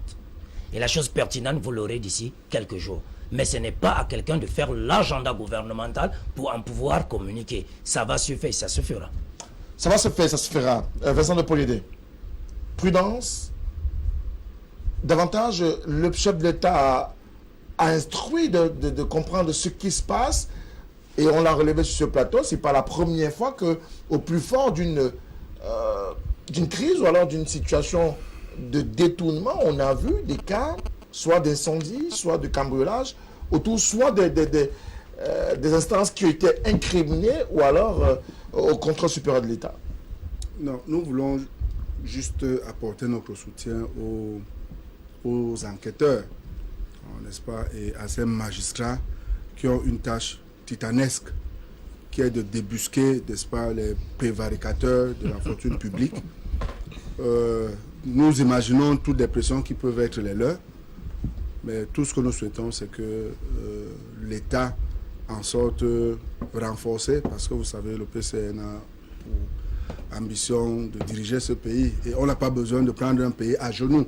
Donc tous ceux qui jusqu'à présent ont mis la main sur la fortune publique, il faut qu'ils soient sanctionnés, n'est-ce pas, que la justice soit rendue de manière équitable, pas une justice expéditive, pas une justice à tête chercheuse, mais une justice équitable qui soit rendue au nom du peuple camerounais. Une justice équitable qui soit rendue au nom du peuple camerounais, sans influence externe, sans ce type d'incident. Peut-on s'attendre à un autre cas de cambriolage, ou alors simplement on a passé le temps de la tempête et que finalement on rentre dans l'effectivité de cette enquête-là? Monsieur Frédéric, les cambriolages, je ne peux pas les éviter à 100%. Je pense qu'il y en aura. C'est comme le phénomène des micros qu'on a aujourd'hui à Douala. Il y en aura toujours des cambriolages. Mais rassurez-vous, les auteurs seront toujours attrapés. Et je pense que pour le cas du Consupé, j'arrive à la conclusion de me dire que certainement, on aurait pu anticiper, mais comme il faut avoir des preuves, on a laissé... et même, ça peut nous remonter même jusqu'à la filière des commanditaires, si jamais c'est le cas. Parce qu'il faut savoir comment est-ce que la République fonctionne. Le renseignement, vous n'avez pas souvent vu des séries où on vous montre, on sait que c'est un terroriste, on sait là il habite, on lui donne même. Non, par exemple, si je vous dis comment est-ce que ça fonctionne, dans la réalité, on ne s'imagine pas. C'est-à-dire, on sait que tu es un terroriste, on sait que... Mais on te donne, on te met dans des dispositions, on te trouve même maison, femme, enfant, on te suit à la lettre pour pouvoir remonter toute la filière. C'est possible que ce cambriolage qu'on ait suivi jusqu'à la loupe et pour avoir des éléments et maintenant remonter tous les commanditaires qui certainement, si jamais c'est le cas, je pense que c'est l'enquête qui pourra nous déterminer. Donc ne nous alarmons pas, le Cameroun est en sécurité, le Cameroun est bien gouverné, le Cameroun est bien dirigé. Donc il n'y a pas question de pouvoir alarmer les populations. Nous sommes dans un pays où il y a encore un maître qui tient la barre et qui contrôle. Est-ce qu'il faut rester alarmiste ou alors il faut quand même, au-delà des questions qu'on peut se poser, rester ou alors aller dans le sens de l'optimisme au regard davantage de la situation qui est la nôtre? On a ce Covid-Gate, on a ces cambriolages. Quelle est la posture ou le juste milieu pour le citoyen camerounais? Vous savez, le SDF se porte à merveille avec ces dossiers. Covid-Gate, ça vient après Mouchipou-Gate. C'est toujours le SDF qui débusque les gros bandits de la République. Vous voyez un peu, je me sens très à l'aise dans ce débat pour dire nous avons espoir. On a débusqué des bandits. On disait parfois, quand on dénonçait, on disait où sont les preuves, mais les preuves sont aujourd'hui énormes. N'importe comment, ils seront jugés et ils seront condamnés pour ceux qui réellement ont pris l'argent des malades Et vraiment, je dis, c'est un crime contre l'humanité. Vraiment, cette histoire, c'est imprescriptible. Ce sont des crimes imprescriptibles. Et je voudrais même profiter pour dire, comme les Camerounais, parce que voilà, quand ça arrive, il y a tout un gouvernement Kondengui. On met 180 milliards, les gars n'ont pas peur d'aller à Kondengui. Ils prennent, ils se partagent, ils font tout ce qu'ils veulent. Vraiment, il faudrait qu'on pense encore. On parlait de présomption d'innocence. Et à la présomption d'innocence, bien sûr, mais on tire vers les infractions. Vous savez que le commun de mortels se pose la question. Nous là, quand on vole un petit poulet à côté, immédiatement on nous a défaire et nous voilà à Kondengui. Je dis que ça nous donne les mots de tête, nous les spécialistes, les pratiquants du droit. Ils nous posent 1000 questions et on leur dit il y a peut-être la statue ou le statut de ministre qui pose problème. Vous savez, à un certain moment, un ministre est allé d'abord à Kondengui très vite avant de ressortir. Donc les gens voulaient peut-être que ça aille de cette manière. Mais sinon, nous gardons espoir. Nous avons dénoncé, nous continuons, nous avons supporté cela. Enfoncer les voleurs, enfoncer les détourneurs ou ceux qui ont mal utilisé les fonds Covid. Vincent, Laurent Dubondicam, on sort de cette problématique avant d'entamer la deuxième. On aura peut-être le temps de lire quelques SMS avant d'entamer la deuxième problématique. Il faut craindre une sorte de politisation de cette affaire. Justement, est-ce qu'on n'en est pas déjà en plein? Je ne veux pas m'hazarder là-dessus, mais ce que je vais dire, c'est que le gouvernement Biya nous a habitués à cette politisation-là. Monsieur Paul Biya. Je peux continuer? C'est le président de la République. Oui, c'est la moindre des choses. Vas-y, adieu. Le président de la République. Qu'est-ce que j'ai dit? Mais il dit monsieur Biya. C'est pas son ami. Aussi, monsieur. Non, il dit. Qu'est-ce que je Le veux dire? gouvernement Biya. Qu'est-ce que je veux dire? Le gouvernement de M. Biya. Mais dis donc, je ne suis pas un labin pour tenir ce genre de propos. Allez-y, monsieur Dicam. Je dis, on nous a habitués à une politisation des affaires dans notre pays. Il faut craindre que ça devienne affaire à tête chercheuse, où certains vont se retrouver en prison et d'autres vont continuer à vaquer normalement, malgré les preuves accablantes. Donc, c'est tout ce que nous pourrons craindre dans cette affaire. Si la justice peut être indépendante et mener ses investigations et son travail jusqu'au bout, c'est tout le mal qu'on peut souhaiter. Mais cette justice pourra mener ses investigations malheureusement, au regard des pesanteurs qui peuvent être multiples, qui peuvent venir de toutes parts. Malheureusement, on est dans un système où la forte dominance du politique est telle qu'à un moment donné, pour un point ou un autre, le politique peut interférer dans les affaires. Mais toujours est-il que le plus important est que la main soit lourde pour ceux-là qui sont amusés avec l'argent des malades, parce que c'est quand même gênant que on soit arrivé à ce niveau d'immoralité. On peut voler l'argent des malades.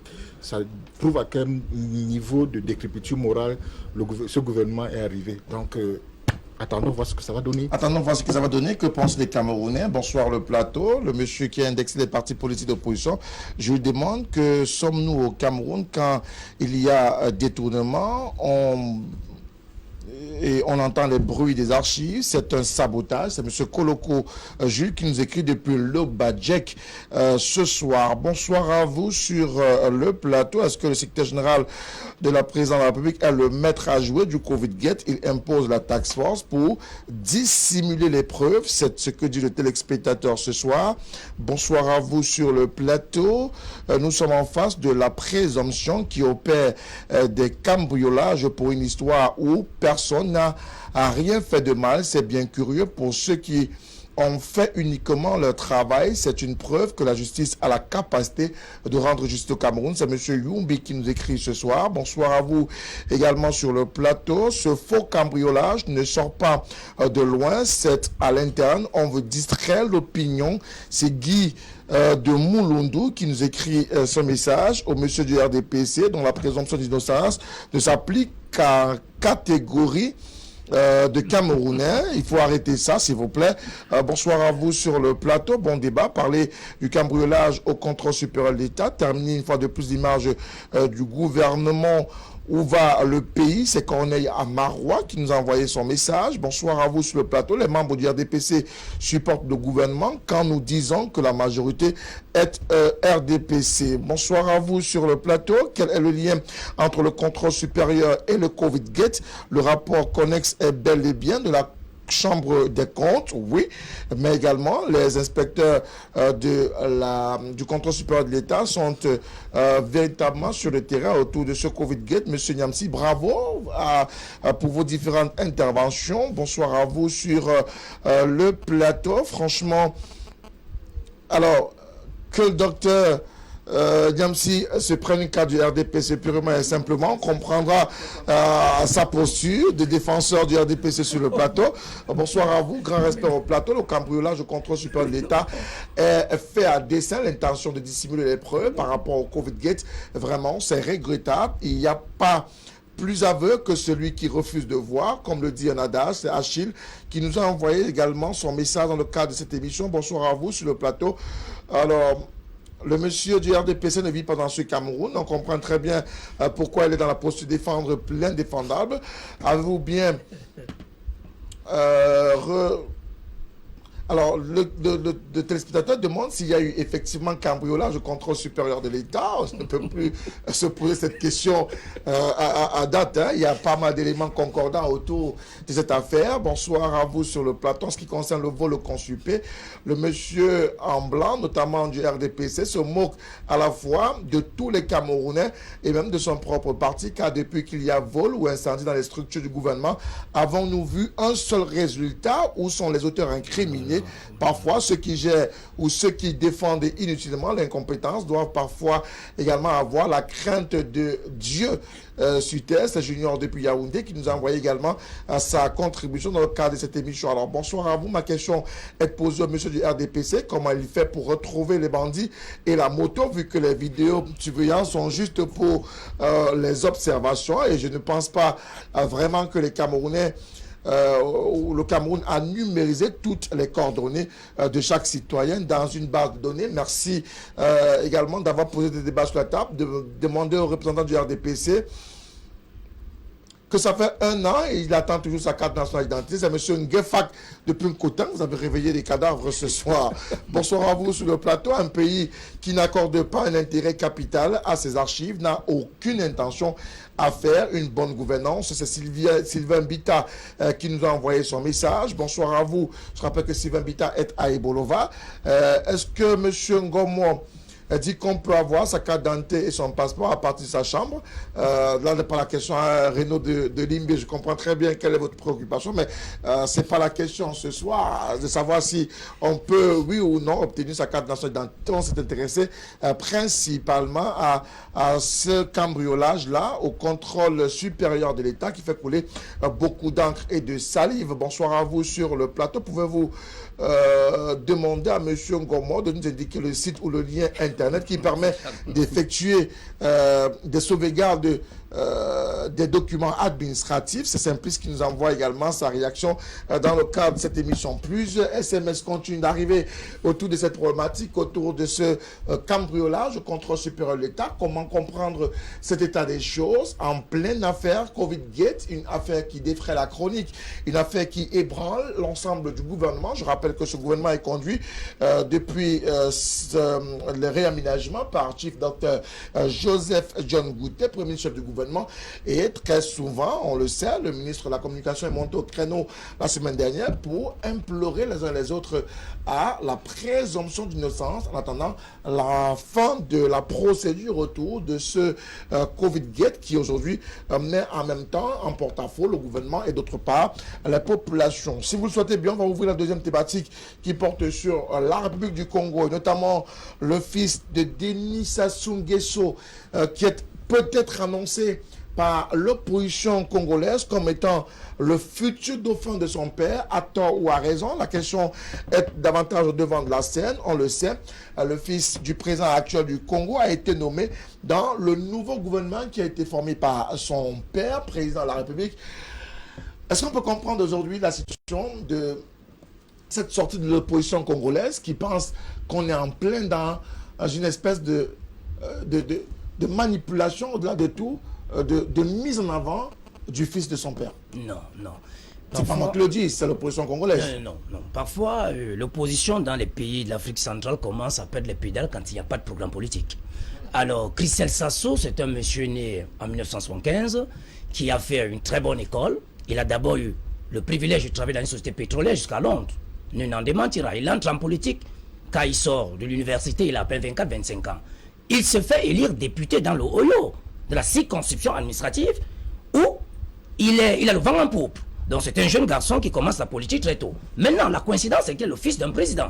Mais a-t-on vu l'engagement politique de ce garçon en tant que président des étudiants congolais à l'extérieur? A-t-on vu son engagement politique quand il rentre au pays?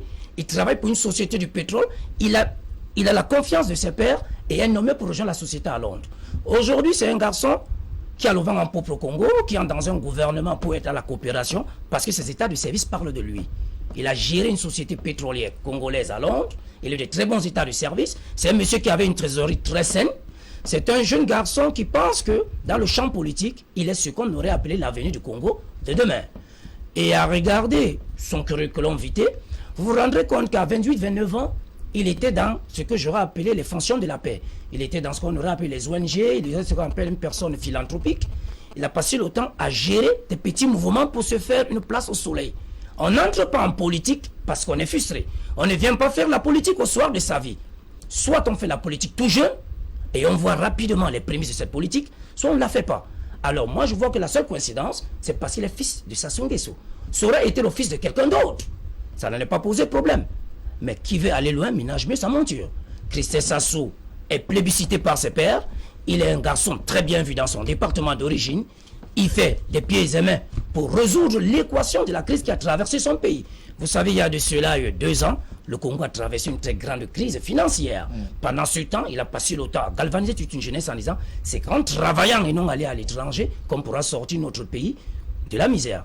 Et il a été écouté par les jeunes, il a été élu. Et aujourd'hui, quand on en fait ministre de la coopération et des partenariats privés, c'est parce qu'il faut un jeune aux dents longues pour pouvoir gérer ce partenariat économique entre le Congo et les bailleurs de fonds. Et je pense que c'est quelqu'un qui connaît bien l'espace international. Vincent de Paul, le fils de Sassou Nguesso nommé ministre du gouvernement, ça ne devrait pas surprendre. Mais non. Il nous souvient tous un certain Jean-Christophe Mitterrand en France, qui était le fils du président François Mitterrand. Donc la nomination d'un fils de chef d'État comme ministre, s'il en a les compétences telles que ça semble être le cas, ne pose aucun problème. Donc moi je vois pas... À partir de quel moment ça doit poser problème? Non. Moi je dis que déjà la nomination est discrétionnaire. Si le chef de l'État décide de nommer son fils, nous l'avons vu dans les plus grandes démocraties, alors ça ne devrait pas être un problème ici. Maintenant, si on veut contourner la Constitution pour l'imposer comme successeur non constitutionnel du président de la République sortant qui est son père, c'est là où ça va poser problème. Mais en dehors de cela, jusqu'à présent, moi je ne vois pas le cas. Et je vois très bien à travers votre question là, celle qui concerne notre pays. Je sais pas si elle est et je vais vous répondre pour vous dire que le PCR n'a pas vocation à choisir ses adversaires. Tant que la Constitution sera respectée, tant que les gens rempliront les conditions qu'il faut pour candidater, nous irons à la compétition. Donc nous, on n'a pas de souci. Voilà. C'est comment? C'est une affaire qui se rapproche davantage du Cameroun. La nomination du fils Sassou Nguesso au gouvernement un gouvernement de 36 membres, il faut le rappeler. Il a le portefeuille de la coopération internationale et de la promotion du partenariat public-privé. Et vous avez entendu les états de service présentés ici par le docteur Niamsé sur le plateau, qui pense que c'est un jeune qui s'est construit une place pratiquement au soleil aujourd'hui. Oui, monsieur Frédéric, je pense que à l'étalage du CV que vient de présenter Dr Niamsé tout à l'heure, j'espère que mon compatriote de la société civile masqué sur la casquette du MRC ne viendra pas nous gâter. Il n'est pas militant du MRC, s'il vous plaît. Oui, mais je sais ce que je dis. Non, il n'est pas militant du MRC. Nous n'avons pas de militant du MRC sur le plateau. Vous savez très bien comment ça marche pour obtenir une autorisation de militant sur un plateau de télévision. Il faut voir la... Je sais de qui je parle. Donc, permettez-moi de répondre à ma question. Vous grillez mon temps de parole, monsieur Moutou. Je prends le temps de parole si en même temps j'estime que vous êtes en train d'apporter des éléments qui ne sont pas concurrents au débat. Vous voulez entrer dans les dessous des relations que j'avais indiquées, me connaissant comme étant un membre de la société civile. Vous voulez contourner la question? Merci. Donnez-moi la réponse que vous avez par rapport à la question qui a été posée. Ma réponse, elle est toute simple. Je ne suis pas de ceux qui pensent que porter le patronyme d'un fils de ne donne pas droit à. Ça, je ne fais pas partie de ça. Nous sommes dans une société de plus en plus compétitive. Peut-être, je ne serai pas d'accord avec tout à l'heure Dr Yamsi lorsqu'il dit qu'il a fait une très bonne école. Non. Vraiment. Toute école est une école. Celle de Ngelmodouga, celle de Yomsoua, de Molundu, de Maga, c'est des écoles. C'est tout à fait. Et on a des fils de présidents qui peuvent sortir aussi de là. Il ne faudrait pas mettre dans la tête des Camerounais que pour pouvoir être quelque chose dans ce pays, il faut aller dans des écoles qu'on cite en référence là. Donc quand je l'ai dit, pour le reste, je suis parfaitement d'accord avec lui.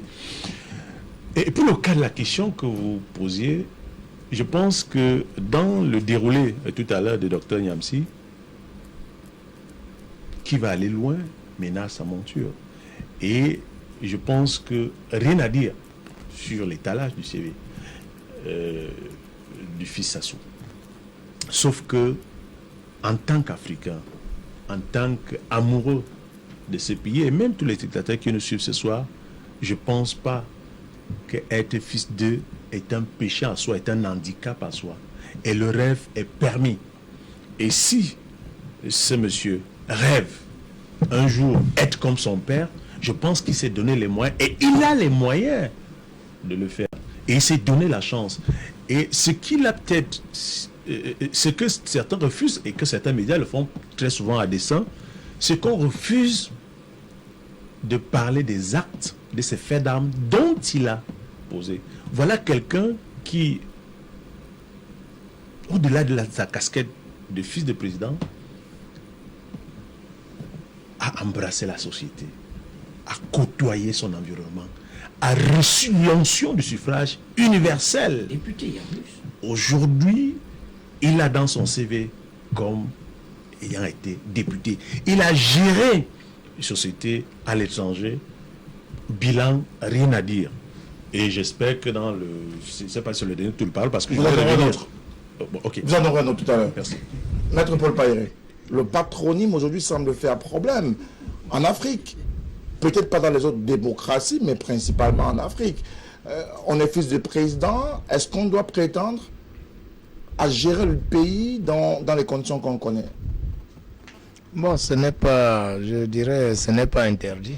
Mais si c'est quand ça devient une certaine pratique, c'est là où ça choque. Parce qu'on a beau faire la bonne école comme Dr Nyamsi a développé, est-il le seul au Congo d'avoir fait cette école pour mériter du ministère de la coopération, internationale. Et c'est un nouveau ministère, s'il vous plaît. Parce que c'est un poste. C'est un nouveau ministère. On prend cela pour tester avec un novice. Il a beau être député, il est nommé. C'est le fils du président, il a l'influence partout. Quand il peut dire que je lève mon petit doigt, ça va passer. Mais il faut seulement qu'il soit efficace. Parce que le système, c'est en train de tourner en Afrique, ça nous fait peur. Ça a commencé avec Zaïre, avec le fils Kabila.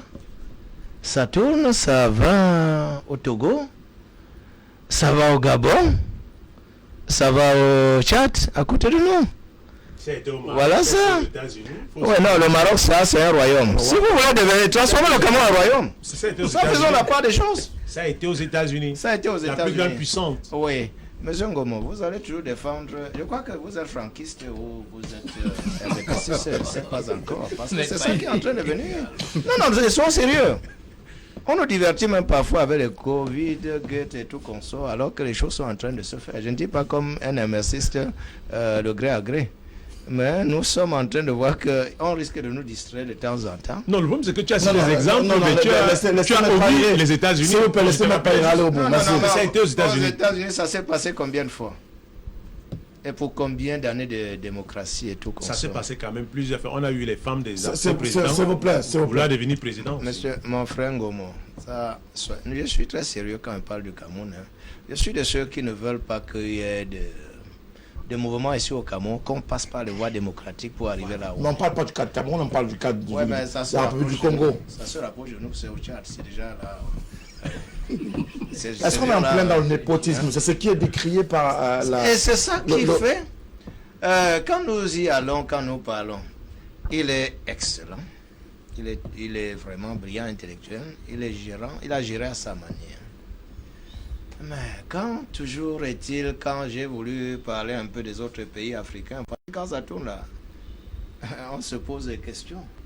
Est-ce que c'est parce qu'il est le fils du président qu'à tout prix il doit gérer après son père? On se retrouve comme si on est dans les royaumes. Est-ce qu'il a le droit de rêver? Il a le droit. Voilà. Okay. Mais qu'il soit bien. Et que le moment venu, pour les élections, que les élections soient transparentes. Merci.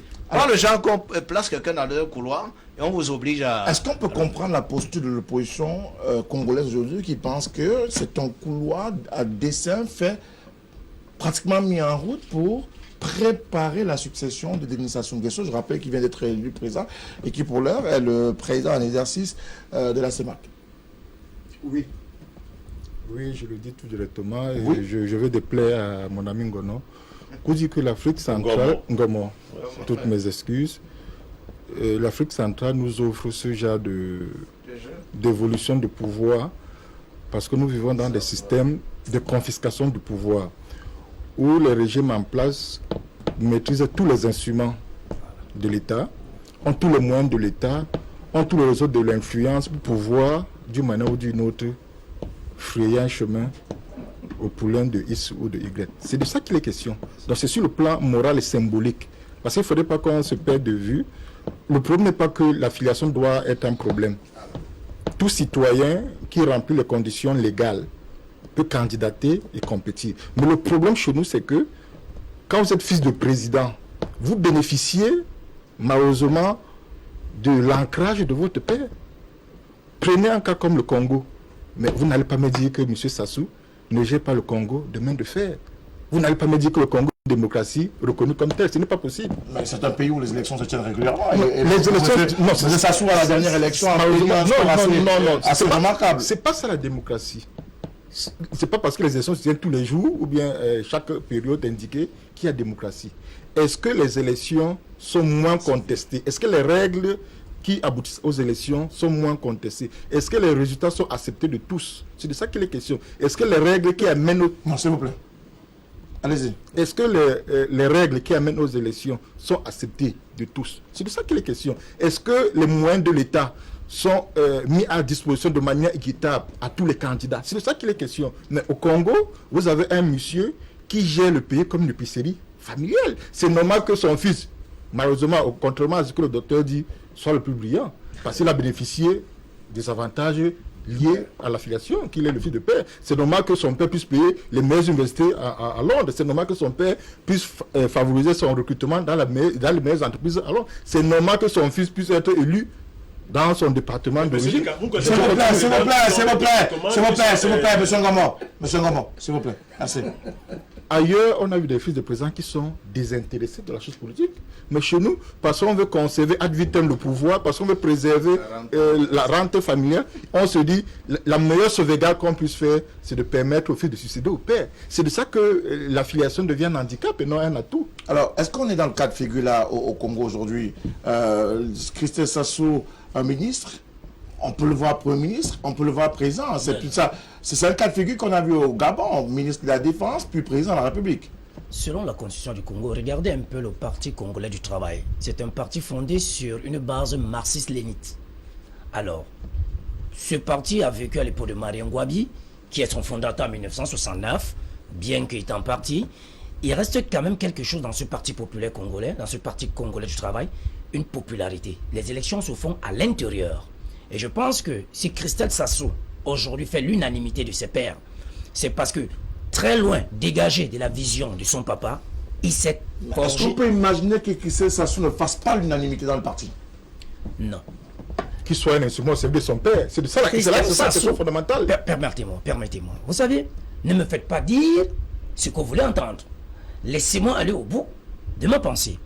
Vous êtes... Ce sont tant de paroles que vous utilisez. C'est lui qui a la parole. Vous êtes devant un cas de figure qui est en train de se forger une image, soit l'après Sassou Nguesso le père, où lui aussi pourra mener la barque. Maintenant, de quoi est-il question?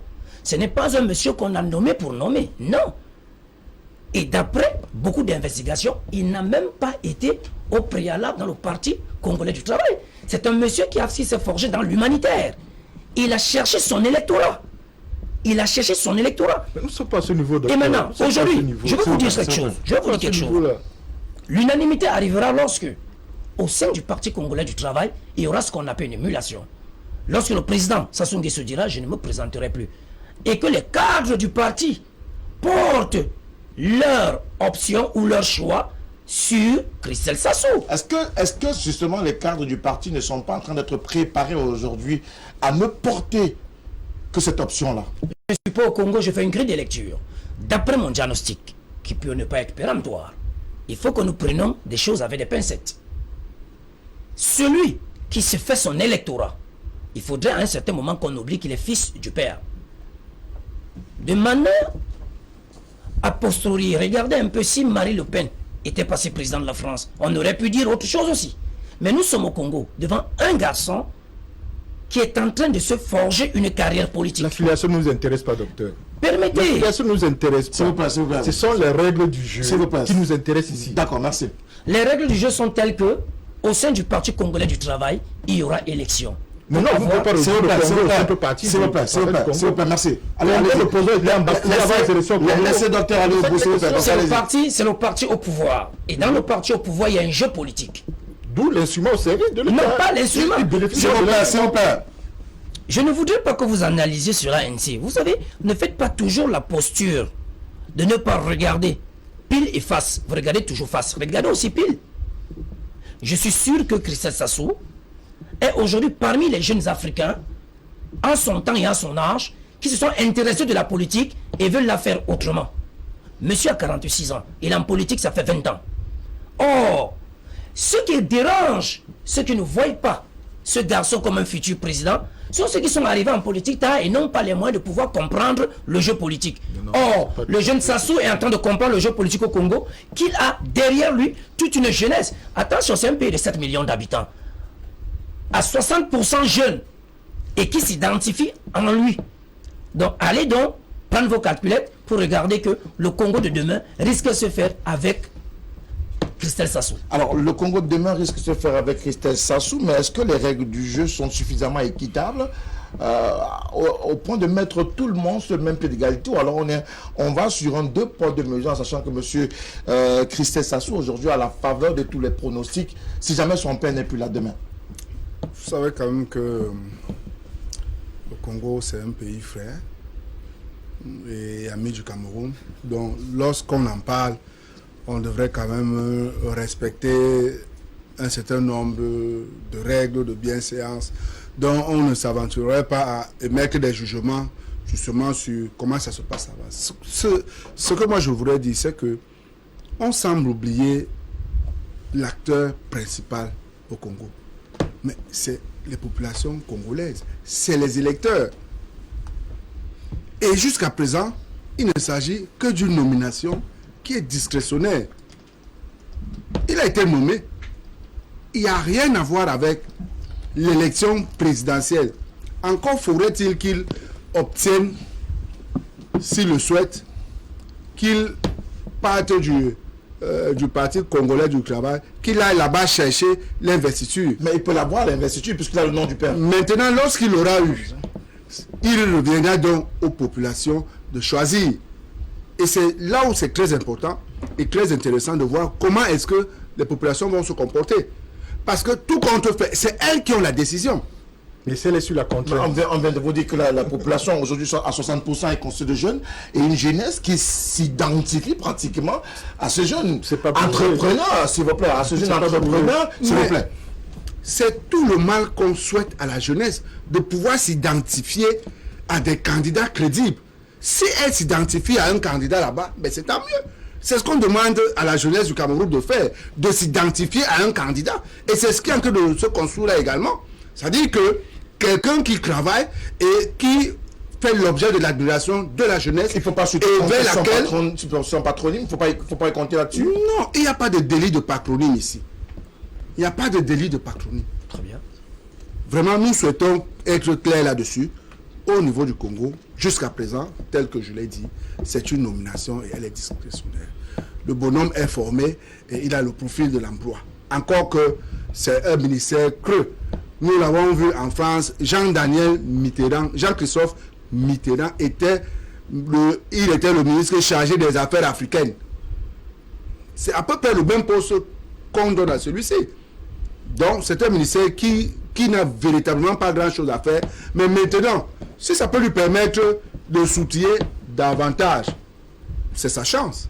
Mais tout compte fait, la population reste maître de la situation. Alors, la population reste maître de la situation, Laurent Dubois, mais au-delà de cette population-là, le patronyme devrait être mis de côté et ne compter que sur ses capacités à pouvoir être à la fois gestionnaire de ce portefeuille gouvernemental qui lui a été confié, mais au-delà de ça, peut-être ses ambitions politiques.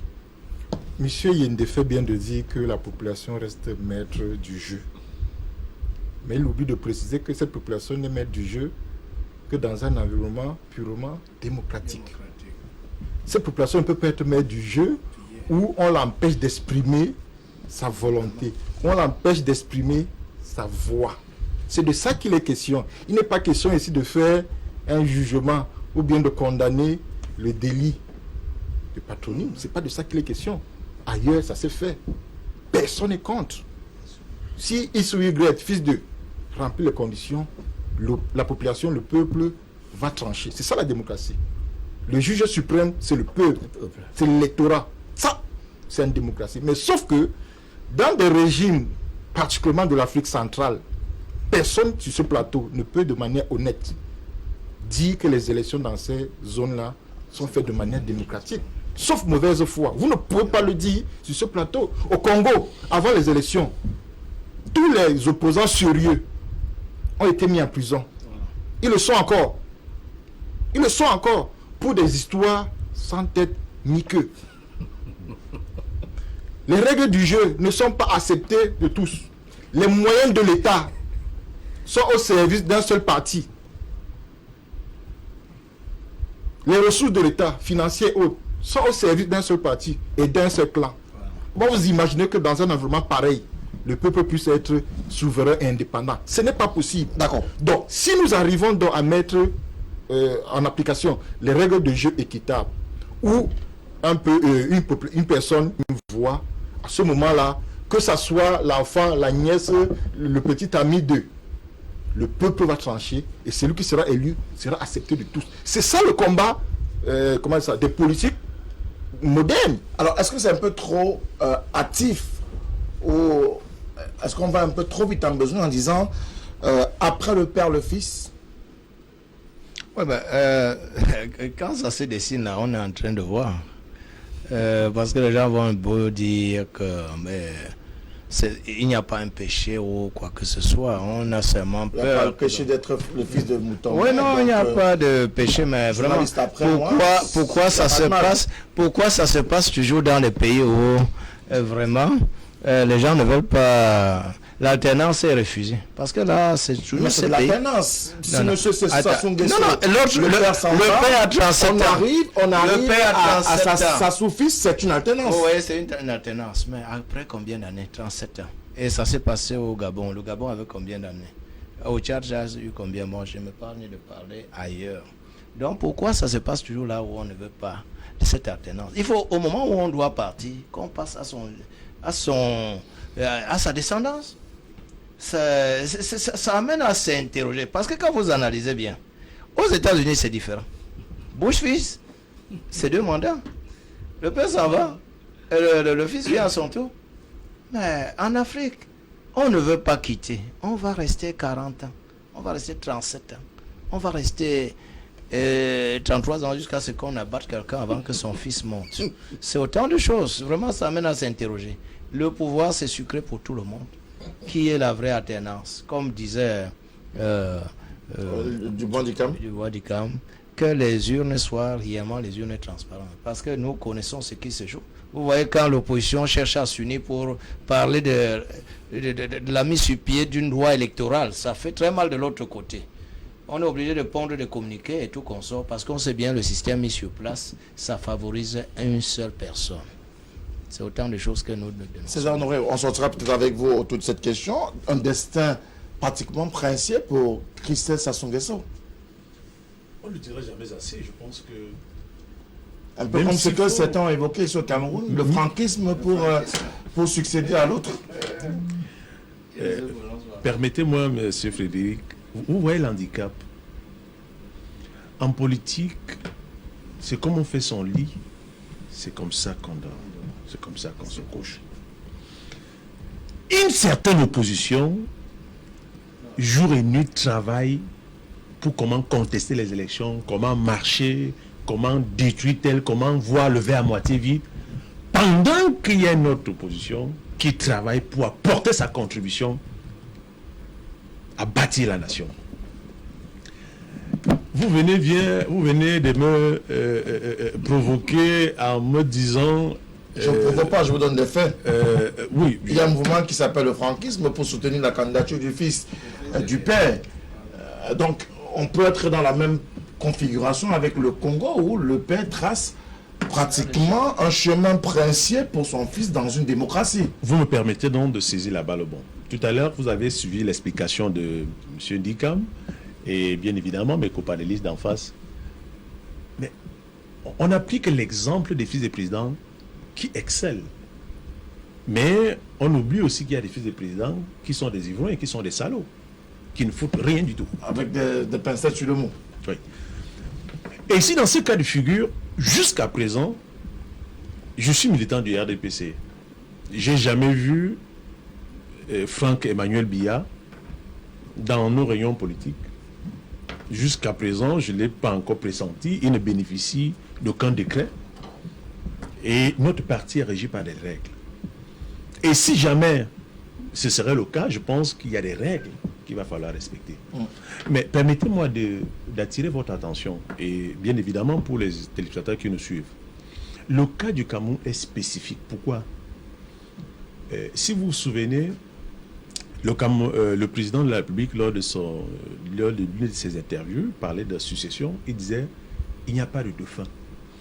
Et je pense que celui qui va le succéder, c'est celui qui bénéficiera du suffrage universel. Dans le cas du Congo, est-ce qu'il y a un dauphin? Dans le cas du Congo, c'est-à-dire le cas du Congo, pour ceux qui sont avec nous, veulent automatiquement faire un parallèle. Dans le parallèle dont ils veulent faire, moi je voudrais attirer leur attention sur un fait. Maître a parlé tout à l'heure des assassinats et autres. Prenez toutes les hypothèses possibles. Pour ceux qui nous suivent ce soir, le cas du Cameroun, lorsque vous regardez la structuration de l'État du Cameroun, il n'est pas possible. Vous assassinez le président de la République maintenant là, ce serait le plus facile. Mais vous asseoir à sa place, ce sera le plus difficile. Pourquoi? Celui qui succédera, que ce soit dans n'importe quel processus, ce serait par voie constitutionnelle. D'accord. Et je voudrais, si vous permettez que je voulais juste prendre un petit exemple. Regardez comment... On est dans le cas du Cameroun, on est dans le cas du Congo. C'est important que je précise cela.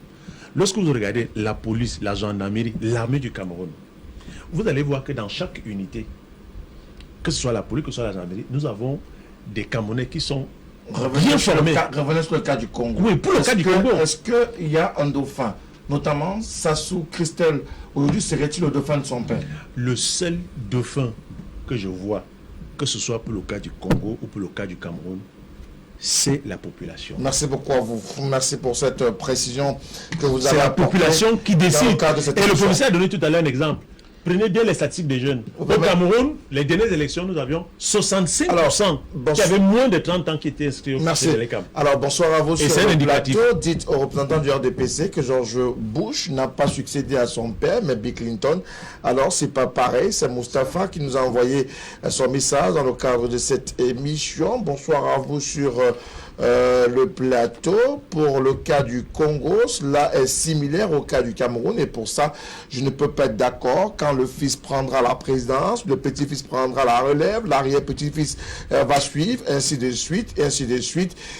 S'il aime son pays, qu'il renonce à être président, le ministre qu'il est, ne lui suffit-il pas? C'est une autre réaction qui nous a été envoyée dans le cadre de cette émission de ce soir. Bonsoir à vous sur le plateau. Alors, je suis un peu confus dans le message qui a été envoyé par ce téléspectateur. Il mélange un peu, il confond M. Ngomo au MRC ou pas, je ne sais pas trop, je ne comprends pas très bien, mais toujours est-il qu'il vous confond à un militant du MRC, certainement. Il vous demande d'éviter d'avoir des postures MRCistes sur le plateau. Je ne sais pas trop pourquoi et comment, je n'arrive pas à le comprendre. Alors, bonsoir à vous sur le plateau. La situation du Congo est bien particulière. On attend de voir si le père dessinera un destin princier, comme vous le dites, pour son fils. Mais rien ne nous garantit qu'il n'a pas la possibilité d'être également président comme son père. Bonsoir à vous sur le plateau, sauf si je me trompe, on est bel et bien en Afrique et en Afrique centrale. Quand on voit la longévité du père, on peut imaginer déjà que le fils sera aux affaires une fois le père parti, ou du moins le père ne sera même pas encore parti, qu'il va adouber son fils pour le remplacer, et personne ne changera cela au Congo. Bonsoir à vous, c'est une réaction qui nous vient... Les populations peuvent changer. S'il vous plaît, c'est une réaction qui nous vient du Gabon. S'il vous plaît, bonsoir à vous sur le plateau. Si ici, chez nous, au Gabon, on l'a fait, ce n'est pas le Congo qui ne le fera pas. Bonsoir à vous sur le plateau. Dites aux représentants du PCRN d'éviter de faire la langue de bois. Il s'agit de la succession à la tête de l'État et de l'alternance. Il prône l'alternance, mais il refuse de donner sa posture sur la question sur votre plateau. On ne comprend pas bien pourquoi. Bonsoir à vous également sur le plateau. J'apprécie le débat de ce soir. Nous avons beaucoup appris, que ce soit du premier ou du second sujet. Mais les opposants devraient plutôt revendiquer le posture par rapport à leur programme politique et non du fait du nom du fils du président de la République qui, comme tous les autres Congolais, a également droit au chapitre dans son pays. On ne pourra pas continuer à lire tous les SMS. Merci à vous tous. Le temps imparti à ce programme est arrivé à son terme. Dr Niamti, merci d'être venu ce soir. C'est une première. On espère vous revoir très rapidement, peut-être demain. Maître Paul Pailleret du SDF, merci également d'être venu. César Honoré Ngomé du RDPC. Mais aussi Laurent Dubois Njikam, qui est un acteur libre de la société. Je sais encore dans quel parti politique il ira. Il est du MSC. Il aura continué sa formation, mais également le ministère. Mais pourquoi tu ne dis pas? S'il vous plaît. Voilà le micro de débat. Nous sommes en train de conclure l'émission. S'il vous plaît, restons polis. Mais il a le micro de débat qui n'est pas du MSC. Pour toi, s'il vous plaît. Merci également à vous d'être venu, à vous, monsieur le conseiller de Douala 3e. Je précise que monsieur Laurent Dubois Njikam n'est plus militant du MRC. Il a officiellement présenté sa démission. Il est en tout état de cause, un acteur de la société civile. Il observe la scène politique et il attend de pouvoir, bien évidemment, se positionner dans le jour à venir. On ne sait pas encore dans quel parti il ira. Nous lui souhaitons de rester, s'il vous plaît, nous lui souhaitons de rester le plus lucide possible, de trouver la voie qui lui sied. Maintenant, messieurs, merci à vous encore d'être restés dans le cadre de ce programme du soir, tout au clair. Ce mardi également, nous serons du rendez-vous dès 21h, nouvelle thématique, de nouveaux invités pour décrypter, analyser et commenter l'actualité de la journée. Bonsoir à toutes et à tous.